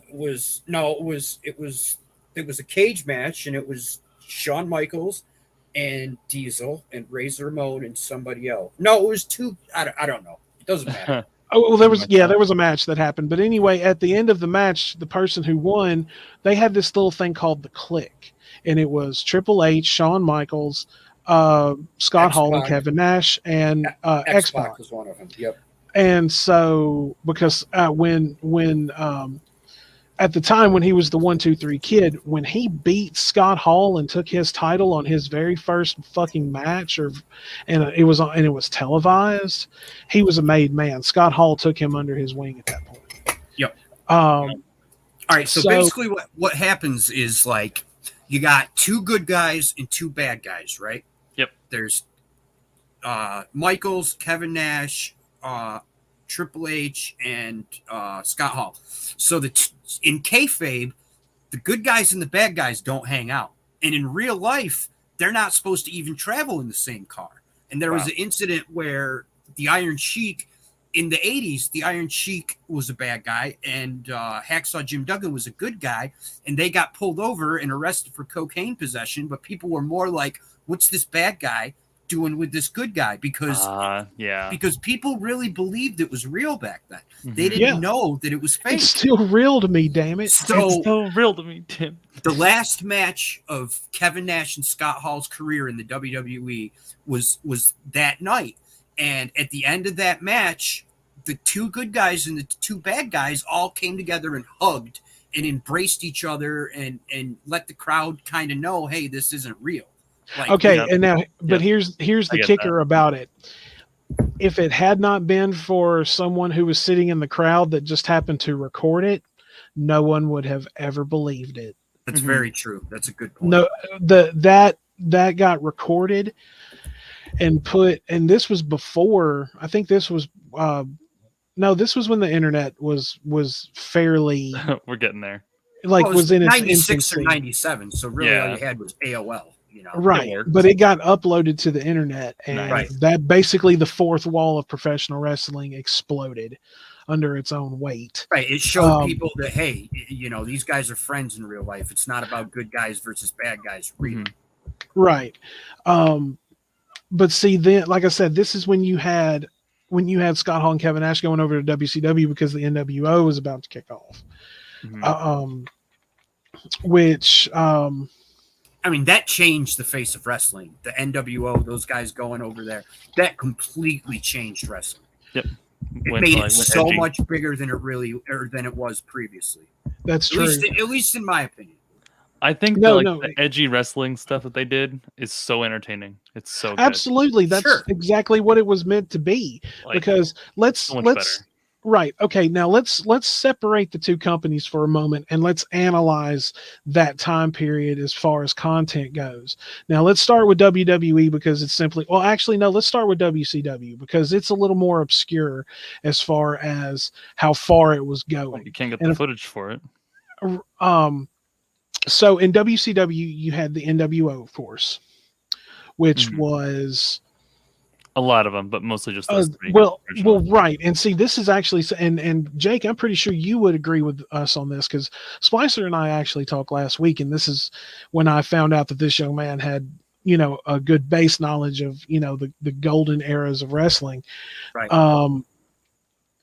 The NWO, I think, could have lasted a lot longer if they had just been an internal faction similar to DX with not as many members. Well, yeah, dude. Why were they accepting everybody? It's kind of weird. I mean, there was literally like 60 freaking guys in the NWO to the point where they had to break them up into like the NWO red and black and the NWO white and black, where the NWO white and black were bad guys, the NWO red and black were good guys. That's kind of I have to admit, I switched sides when that happened. I was a huge NWO Wolfpack fan. The red. Oh man, huge fan. When Sting joined, dude, I popped so hard. Like even when you know it's fake, still it was just such an amazing moment for me. Right. Well, but I know that sounds dumb, but I love that. I was 13 years old. I was a dork. Hell yeah. Oh man, I'm going to tell you right now. When it started, I was all about black and white, dude. I had an NWO shirt, wore it all the time, you know, because the black and white was the shit, you know. Yeah. And when they say, you know, you're NWO for life. And I'm to this day, that is still one of my both sides of it. You know, the white and the black and white had its incredible moments, and the Wolfpack had its incredible moments. But yeah, when the Wolfpack came up, and especially because K-Dog had joined that side, because I'm a huge Conan fan, and I loved his K-Dog persona. I loved it because his podcast he has. He and Disco Inferno have a show. You should check it out. It's pretty good. Oh, if you can find the link to that channel, put it in the private. No, send it to me on Discord. I'll send it to you. My only beef with it, and I know this has nothing to do with wrestling, but my only beef with it is both Disco Inferno and Conan are like pretty strict Republicans and say stupid shit like, you know, like, well, if you don't get the COVID vaccine, it doesn't matter because blah, blah, blah. It's like, well, yeah, it does matter, stupid. You know? Right. I mean, honestly, I would just want to listen to it, hear them. But as far as wrestling stories, goes, like, yeah, it's pretty good. There you go. But yeah, I loved his K-Dog persona, and even before he did that, like, I mean, I enjoyed watching him wrestle. He is still one of my favorites. But yeah, when he joined the Wolfpack and then Sting hopped over and then you had Macho Man too, yeah, I was sold. I'm just like, you know, fuck you, Hulk Hogan, you know. Yep. But yeah, because when Hulk Hogan had never, he was a bad guy briefly in the 70s for a short time, but when Hulk Hogan was a bad guy in WCW, that changed the face of wrestling forever. Splicer, did you see I'm sure you did, the match at Bash at the Beach where he came out? Yes. And that's when it started? Yes. Oh my God. Now and you were just as shocked, were you not? Oh, easily, yeah. Did that tell me that didn't have your jaw open because you didn't expect it? Very strange. It's so exactly different. It was wild, man. Like so nobody saw that coming. And Because this, you know, the Kevin second, Nash and Scott Hall were beating up on Macho. Everybody expected when Hogan came out to help Macho, and he didn't. He turned on him. Yeah. Yeah, and as soon as that leg drop hit, you knew that something big was about to happen. And Right. wrestling, as everyone knew it at that point, was different. It definitely was. It Now you also had kind them. of like helped. I'm sorry, man. Go No, ahead. you're My good. bad. Go ahead. No, go ahead. I Go was ahead. just Go gonna ahead. say it also like, you know, Stone Cold kind of helped too, but it started the idea of like a good guy is an anti-hero rather than, you know, good guy's the hero, bad guy's the villain. It sort of blurred those lines to where Exactly. the good Yeah. guys weren't villains, but they did villainous shit. Right. The NWO is prime example of that because people literally started cheering for them. Mhm. And so they became like anti-heroes. But when in reality and storyline, it was, you know, it was one company versus a quote unquote another company. Right. Yep. But see, but then of course, like, but you know, professional wrestling changed. Like I said, you had the NWO, you had, let's see, what was another, you had Goldberg, you know. Now WCW was pretty much wasn't as racy as as WWE. And that obviously had a lot to do with standards and practice. Yep. Good point. I mean, now while you had incredible moments in WCW, it wasn't as risque as WWE. Yeah. But you still had great moments. Like you had the Goldberg streak, you had the creation of the NWO, you had for the first time, like you saw Arn Anderson's retirement. Right. And then and basically you saw Brian Pillman before he went back to WWE. You got to see him flying Brian Pillman for a little while. Oh yeah. Which definitely rested. Amazing. Oh man, flying Brian Pillman was fucking awesome. Amazing dude. wrestler. One of the best. But and a stand-up guy. If you haven't watched it, there's a series called Dark Side of the Ring, Splicer. Love Right. that show. I'll note it down. There's a lot of great episodes. There's a 2-part Chris Benoit episode. It's There's on Viceland if you have Yeah. that channel. If you don't, it's also on YouTube. They put the episodes up almost immediately. Cool. The Macho Man episode was really, really good too. There's been a couple lot that were of just them. fantastic, like the Murder of Bruiser Brody. Man, that Yeah. one really like hit the heart, you know, because he was like another one of these guys that was a bad guy in it, you know, a monster in the ring. But at the end of the day, he was a loving father, a great husband, a great guy, you know. That's true. Let's see what like you saw the induction of a new horseman, which was Chris Benoit. Which that right there, you know, I know he was very honored to have that because that was a very elite group, you know, when they started it. And you basically had Ric Flair and Arn Anderson as the anchors because they were like the two consistent members of the Four Horsemen. Tully Blanchard too. Yeah, was a huge name in his own. JJ Dillon. Sure. But like I realized this is a lot all at once, man. I actually recognize most of these names. I did a lot of research on the names of people at least. Oh, nice. They look. So, like I do know just about everyone you've mentioned today. Because we're like nerd. I know who they are. I just don't know what they've done because there's no footage I can find. Okay, well, if just look them up under their names, you'll find compilations and stuff like that of matches. But I want to throw talking about the good times of WCW, like as far as moments go.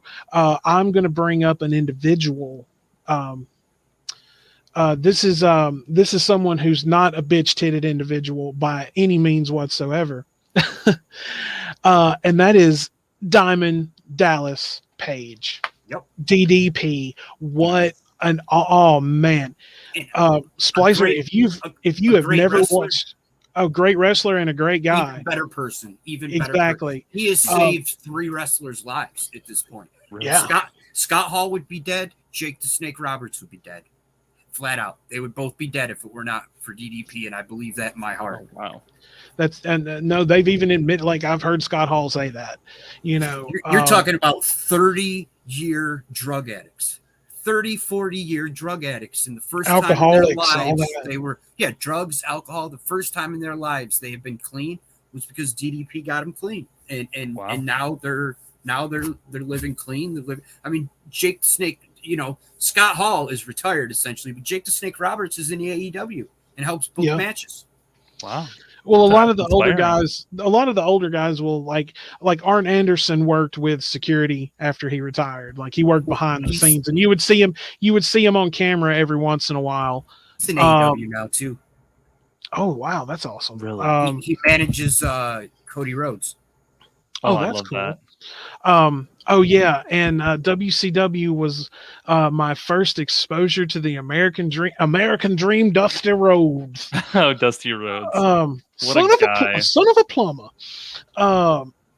Gold Dust. Let me tell you something, baby. It's the hottest thing in the South, baby.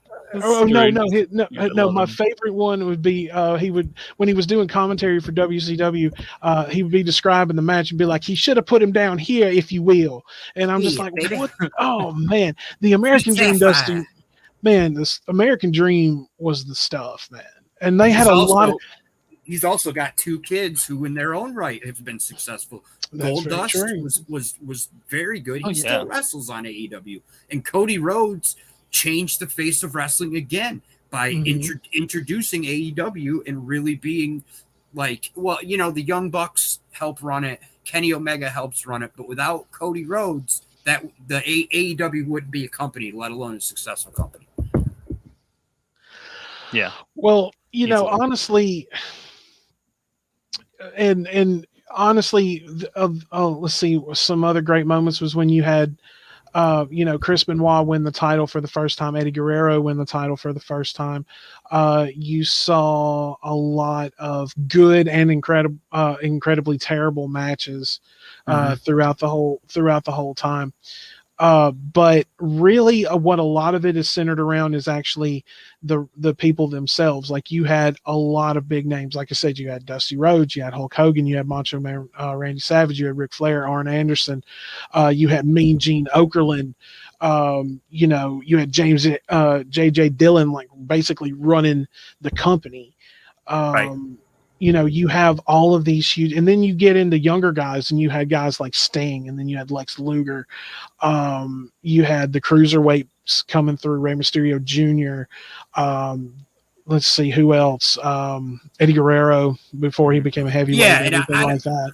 I don't know if you agree with me, but before WCW was like introducing all these different things, the only time you saw cruiserweights was in Mexico. I mean, they had some of that stuff in the United States, but that Japan too. Yeah, that particular style wasn't popular in the States. It was all about these gigantic muscle guys like Hulk Hogan and like it's even like the Ric cars Flair, because they had muscle cars too. It's kind of. Yeah, it's like a perfect dynamic of that. Even Ric Flair isn't the biggest guy, and but he was still larger than life. Yeah, and the charisma is through the roof. The Americana in that time period, though, like Americans like big American-made things. Exactly. Well, but you had like, I'll go ahead and say it. Ric Flair, out of probably anyone you could name, is larger than life. He's always he's like top 3 all time in my opinion. Oh yeah, definitely. This is even considering all the legends like Buddy Rhodes and what's his name? God, I can't. The Gorilla Monsoon is who I was thinking. Yeah. I mean, I'm talking everyone. Ric Flair, in my opinion, is one of those guys that should be on the Mount Rushmore of pro wrestling. Absolutely. Just my opinion. But no. He's right. He's right. Ric Flair would have to be up there because this is a guy who's had a illustrious career, 16-time world champion, all of this. What's his little spiel? Yeah, the jet flying, flying, limousine riding, riding. Rolex wearing, kiss stealing, wheeling dealing, son of Son a of a gun. gun. Yes, Oh, sir. man. It's sad that we know this. Well, it's part. I mean, it's just embedded in our DNA, man. Like, I mean, in the North, you had Hulk Hogan, because this is still when I was saying, do you remember I was saying wrestling was regional? Yes. Yeah. All right, so in the North, there was Hulk Hogan. In the South, it was Ric Flair. And Ric Flair was the guy. And yes. If you got a match with Ric Flair, you were pretty much a made man at that point. If you were working with Ric Flair, you were getting a lot of money. You were working with the top guy. Yeah, and you were gonna get if you put on a good match with him, or even if you beat him for that matter, you would you would get a huge push. And see, like one of the most and talking about his career, I have to say that I saw his match between his match versus Shawn Michaels. Oh yeah, the last one. Match, yeah, the last one. Great match. And amazing match. And I have. I mean, that was Shawn Michaels' hero growing up. Yeah, Splicer. I don't know if you've seen it, but if you can find it. Yeah, it's out there. Basically, like Ric Flair, Ric Flair has taken a beating, and he gets up and he's got his fists up, and he's telling Shawn Michaels to come on, and Shawn Michaels is standing in the corner, and he looks like he's about to fucking cry, and you can see him say the words, "I'm sorry, I love you," and then he hits him with sweet chin music and pins him. Mm-hmm. Which is a super kick, if you don't know what that is. I know Shawn Michaels very well. Yeah. Sorry, man. I just the showstopper, Mr. WrestleMania. I've watched virtually every DX clip I could find. Oh man, I love DX. It's so who funny. doesn't love DX? But like we were talking about earlier, at the time there wasn't that kind of edginess in pro wrestling. Nobody was saying "suck it" and swearing. Right now, let's tip the switch the other way. Now let's make our way to WWE. Go ahead with what you were saying. That's why I was saying we're just going to switch companies now.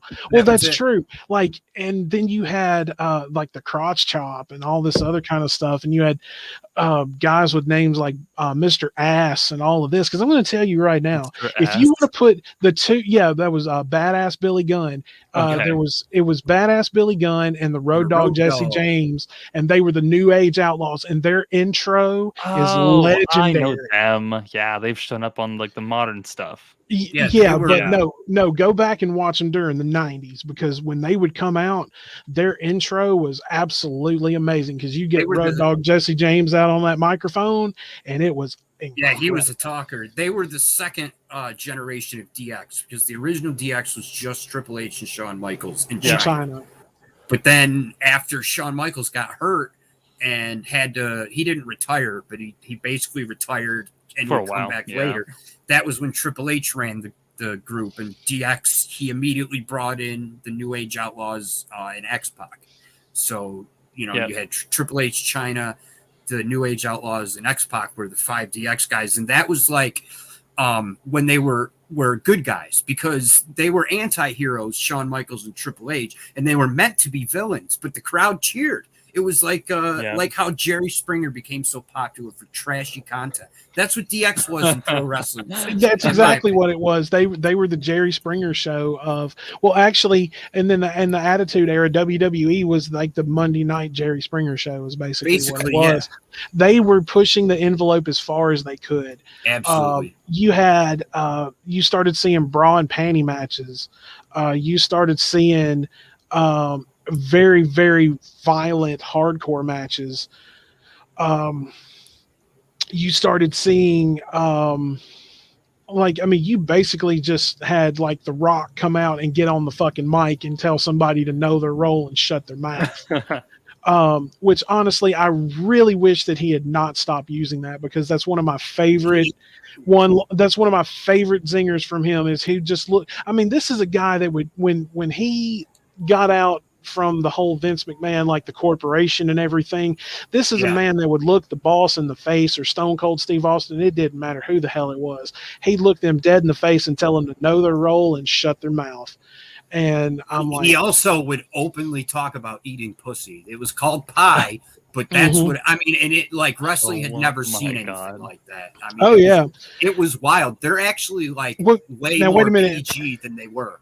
Oh yeah. Now wait a minute. The Rock had something similar to Ric Flair's. What is his? His is the jabroni beating, pie eating, Oh, trailblazing, eyebrow raising. Yeah, I don't remember how it goes, but Yeah, that one. You're Something- pretty close there. Yeah. I think he said it before, like many times. Oh yeah. I mean it. But see, they just really didn't. I mean, they knew where the line was, and they put their toe like right there on it. Yep. Yeah. Because that era of the mid to late 90s used to drive the FCC nuts. I mean, for Christ's sake, you had. Oh my God. For Christ's sake, you had Stone Cold Steve Austin driving out to the ring in a beer truck and pulling a fire hose out and spraying down the corporation with beer. Oh my God, I love that scene. Great stuff, man. Right, you had them in beer.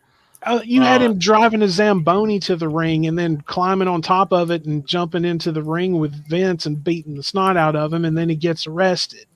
Bro, I mean, Stone you Cold had beating up everybody. Oh my God. Oh, dude, I'm going to tell you it had to be total shtick, but it was an awesome match nonetheless. And that was, I don't know if it was really a match, but more of just like a beating, was when Stone Cold Steve Austin beat the snot out of Booker T in the grocery store. Oh yeah. I was in that one too, actually. Oh my God. Another great one is Stone Cold catches McMahon in the hospital. Do you remember that? Oh one? yeah. He hit him with a bedpan so hard you could hear it ding off his head, and that was a real hit. That wasn't fake. Right. That was also Mick Foley's first time with Mr. Sacco, if you remember. That's true. Yeah. Yep, that's when we got to finally meet Mr. Sacco. As dumb as a gimmick as that was, the fans ate it up. They loved it. Well, no, it fit the Mankind persona so well because, Mankind was like mentally ill. And then the three personas of Mick Foley, I mean, you had someone who was mentally ill, which was Mankind. You had just the hardcore badass, which was Cactus Jack. And then you had this fucking cool, laid back ladies man who would just like stomp a mud hole in you and walk it dry, and that was Dude Love. Dude Love was my favorite of all the three. Dude Love. I love everything Foley's done, but just how silly it was I kind of wish more wrestlers had that. The best part of that was here's this fat guy with a gigantic, disgusting beard and disgusting hair, and he's coming out with like dime piece ladies that are all over. Just it's so funny, you can't help but love it, Right. Well, now here's going back to how they were pushing the envelope. You had the Ministry of Darkness running around. Yep. Which, I remember those. Yeah, oh man, and I'm going to tell you right now, one of my favorite groups, but even before they joined the Ministry, was the Brood. I loved Gangrel. He was so fucking cool. I've been an Edge and Christian fan to this day, and Christian is also now in AEW. He's wrestling again, and Edge is back in WWE wrestling. I've never really liked Christian, but Edge. No. Edge took time to grow on me because he would switch between face and heel on a dime. Yeah. And I never really, right. But see, the thing about it is the more I watched him, he plays a great babyface, but he is a master heel. Just like Randy Orton. Randy Orton is a master heel. Randy Orton, in my opinion, should never be a good guy. Because he plays such a he's good face. bad I think guy. He's face now. Yeah, he is. He's with what's the kid's name? It's just like a fucking Brand said it earlier. He's like I don't know. They call it Arcade Bro. Because, I know who you're talking about. Yeah, I think because the dude is everything bro. Everything's a bro this, bro that. So Randy Orton is known as RKO because his name is Randall Keith Orton, and also it's a play on TKO, technical knockout. So now it's RK Bro. I just can't think of what the guy's name is. Well, see, I mean, you had him as the Legend Killer, and he was taking them all. He was taking them all down. That was great. They also what was the that was an faction? So that's a good arc. What was Evolution. There you go. Thank you. Evolution was a great. I mean, you got Triple H, legend. RKO, Randy Orton, legend. Ric Flair, Upcoming legend. legend of legends. You know what I mean? Just like such an amazing faction as far as talent wise. Batista.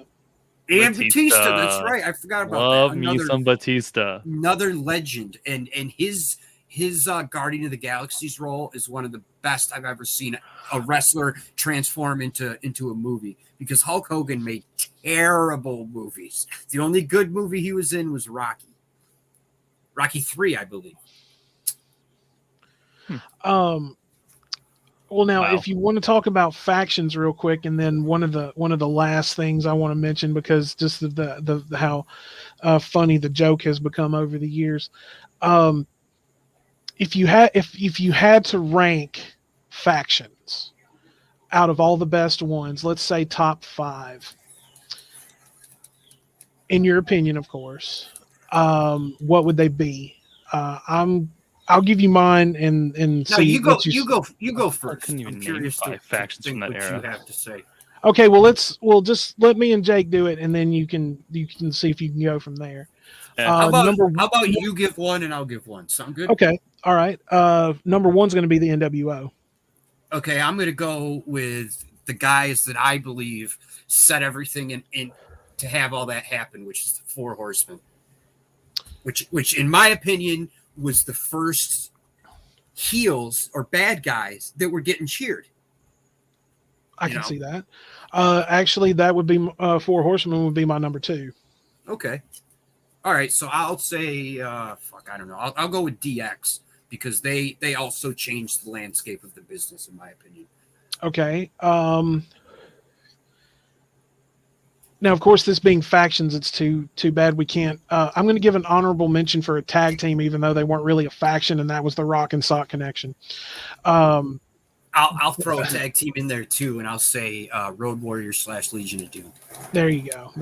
Huge in Japan. I mean, they were bigger in Japan than they were in the States, and they were huge in the States. Number 3, I'm going to say Ministry of Darkness. Yeah, that's a good one. I'm going to go with what I said earlier about Evolution. I think they were, nothing, even though you're right, Randy Orton wasn't the legend he is now, but it really helped push his career to be seen as like one of the top guys. Like you're like under being mentored by Ric Flair, yes. Yeah. And you're also working with Triple H, who was getting with Stephanie McMahon, so it doesn't help, and it didn't hurt to be dating the boss's daughter, Right, and it didn't hurt that his dad was Cowboy Bob Orton. Yep. Who was I don't know if I'd say he was a legend, but definitely like one of the biggest guys in his time. Right. With Bob Orton and Roddy Piper at one time were hated so much that they legitimately needed security to get out of the building. People would wait for them. Like when I said the Four Horsemen, people would literally riot in the 80s, riot over those matches. And I'm not talking like get a little mad. I'm talking like people setting shit on fire, throwing chairs, just nuts. It's just still real nuts. to me, damn it. You're right. Yeah. Well, dude, but I'm not kidding when I say that people really believed in the mid 80s to even the early 90s. There was a lot of people who knew what they saw on TV was fact. But there was I would say 65-70% of fans thought it was real. There was of course there's people who knew it was fake. And skeptics, naturally. Right. But it wasn't talked about being fake like it is now. True. And even then, even though we know it's like a fake thing, there's like storylines. They're still, they're still doing it. So true. Yeah. Suspension of disbelief. All right, number 4, I'm gonna say DX. Yeah, DX is a good one. I'm trying to think who I would pick now. You've only named 3 that I know. It's getting to be harder. I told you I couldn't even name 5. I will say, and only because I believe this helped push cruiserweight guys into the WWF or E, where it's mostly big steroided muscle guys, is when Guerrero, Benoit, Perry Saturn, and there was one other I'm missing. came to WWE. They're called the New Radicals. I forgot about them. Do you remember those? I do. Okay, and my number 5 will probably surprise you, but I'm going to say the Nation of Domination.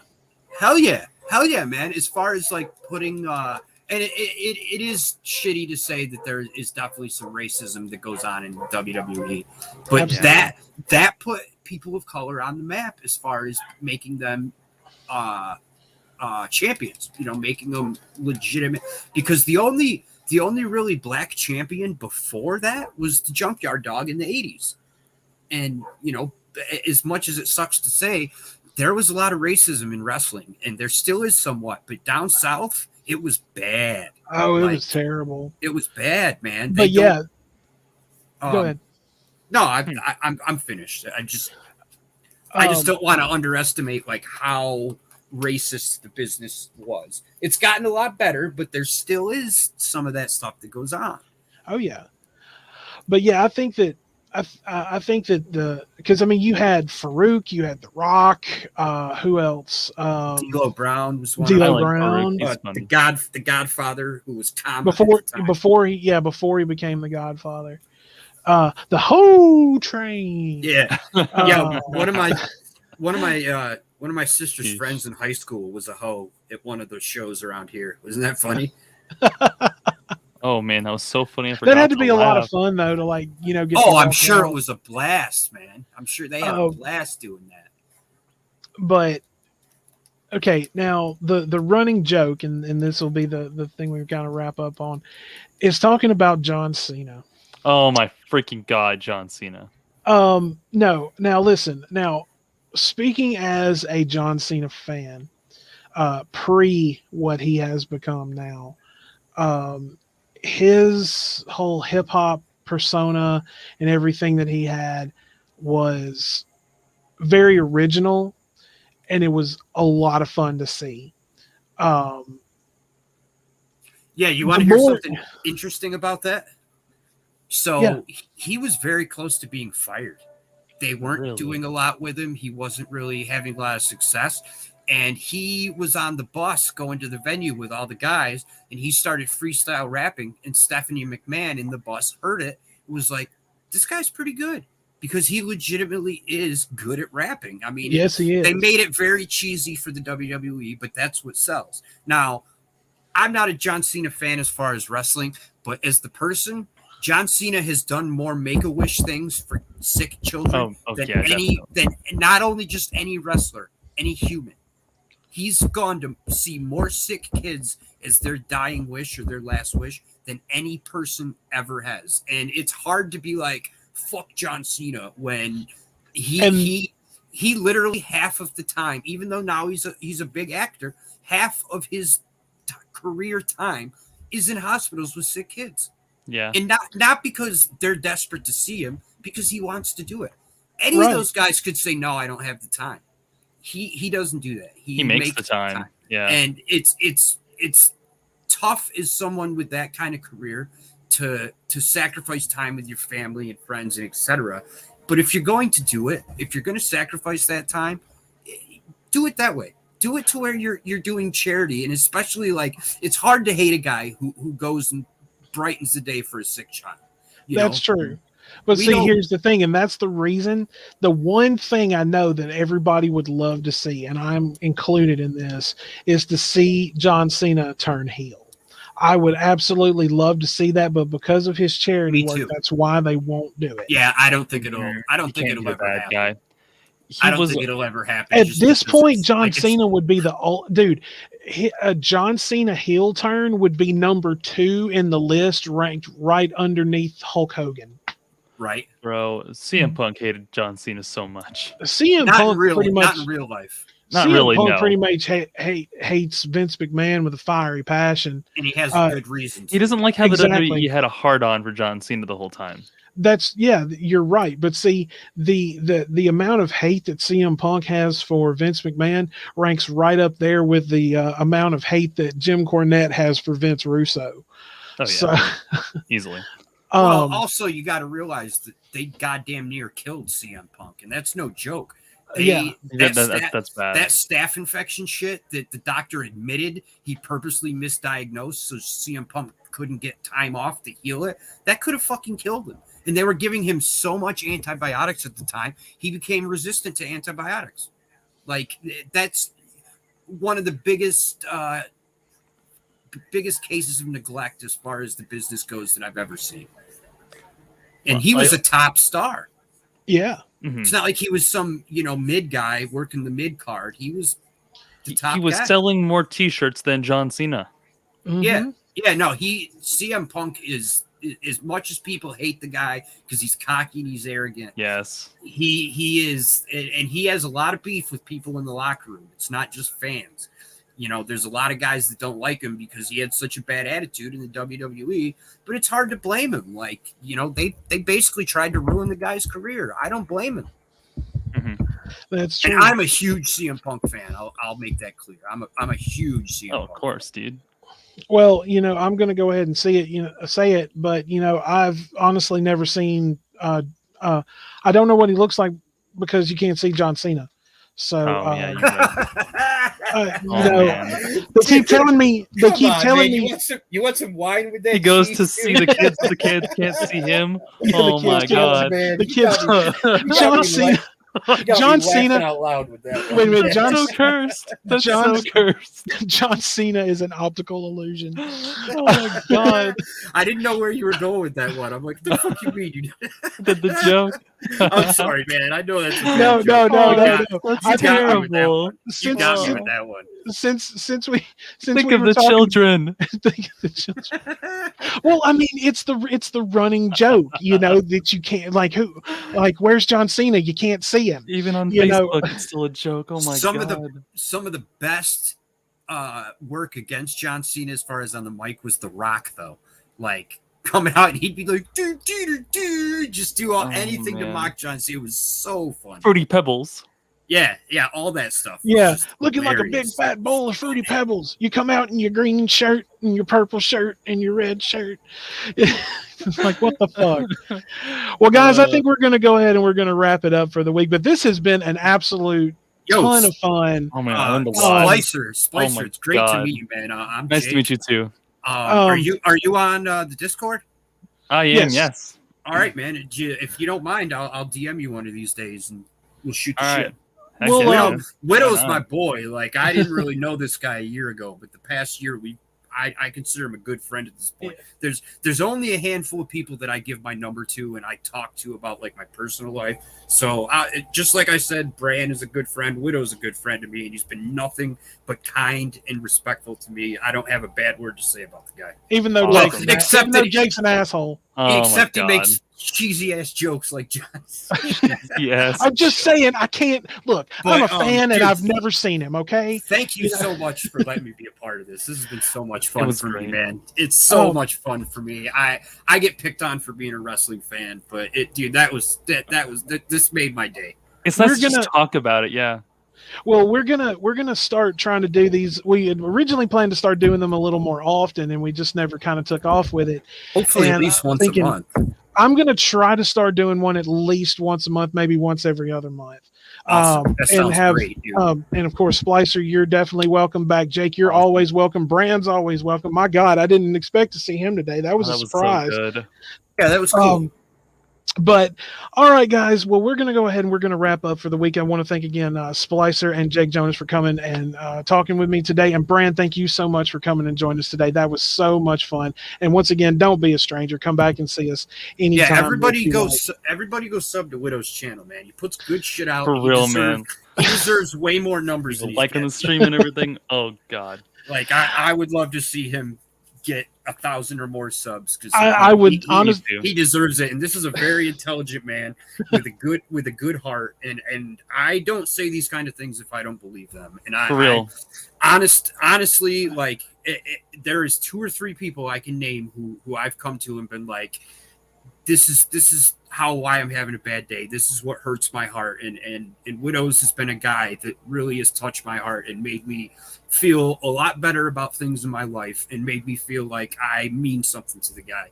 And he never had to do that. He never had to take the time to deal with someone like me. So nothing but love for you, man. Nothing but love.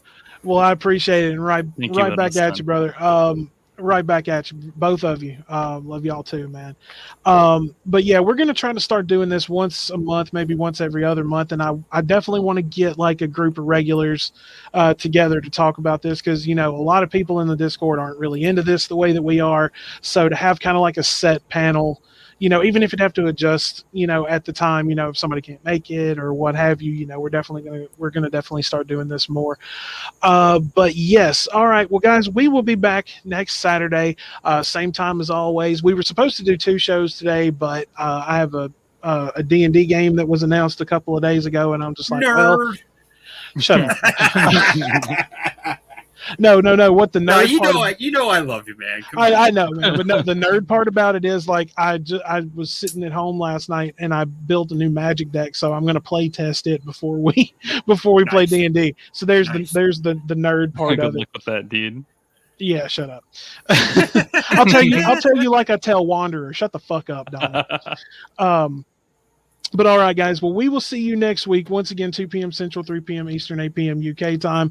If you haven't already, go ahead, like the stream, hit that subscribe button, get the notification bell on. Also, if you haven't already, go and look up the Geek Room, Brand's Bloody Breakdown, Brand Riffs, Crude AF, Sir Hatman, Hatman's main channel, also just under the name Hatman. Go and look up these incredible guys in these channels and show them some love. Hit that subscribe button for them because they're an amazing bunch of people, and it's an honor to call them friends.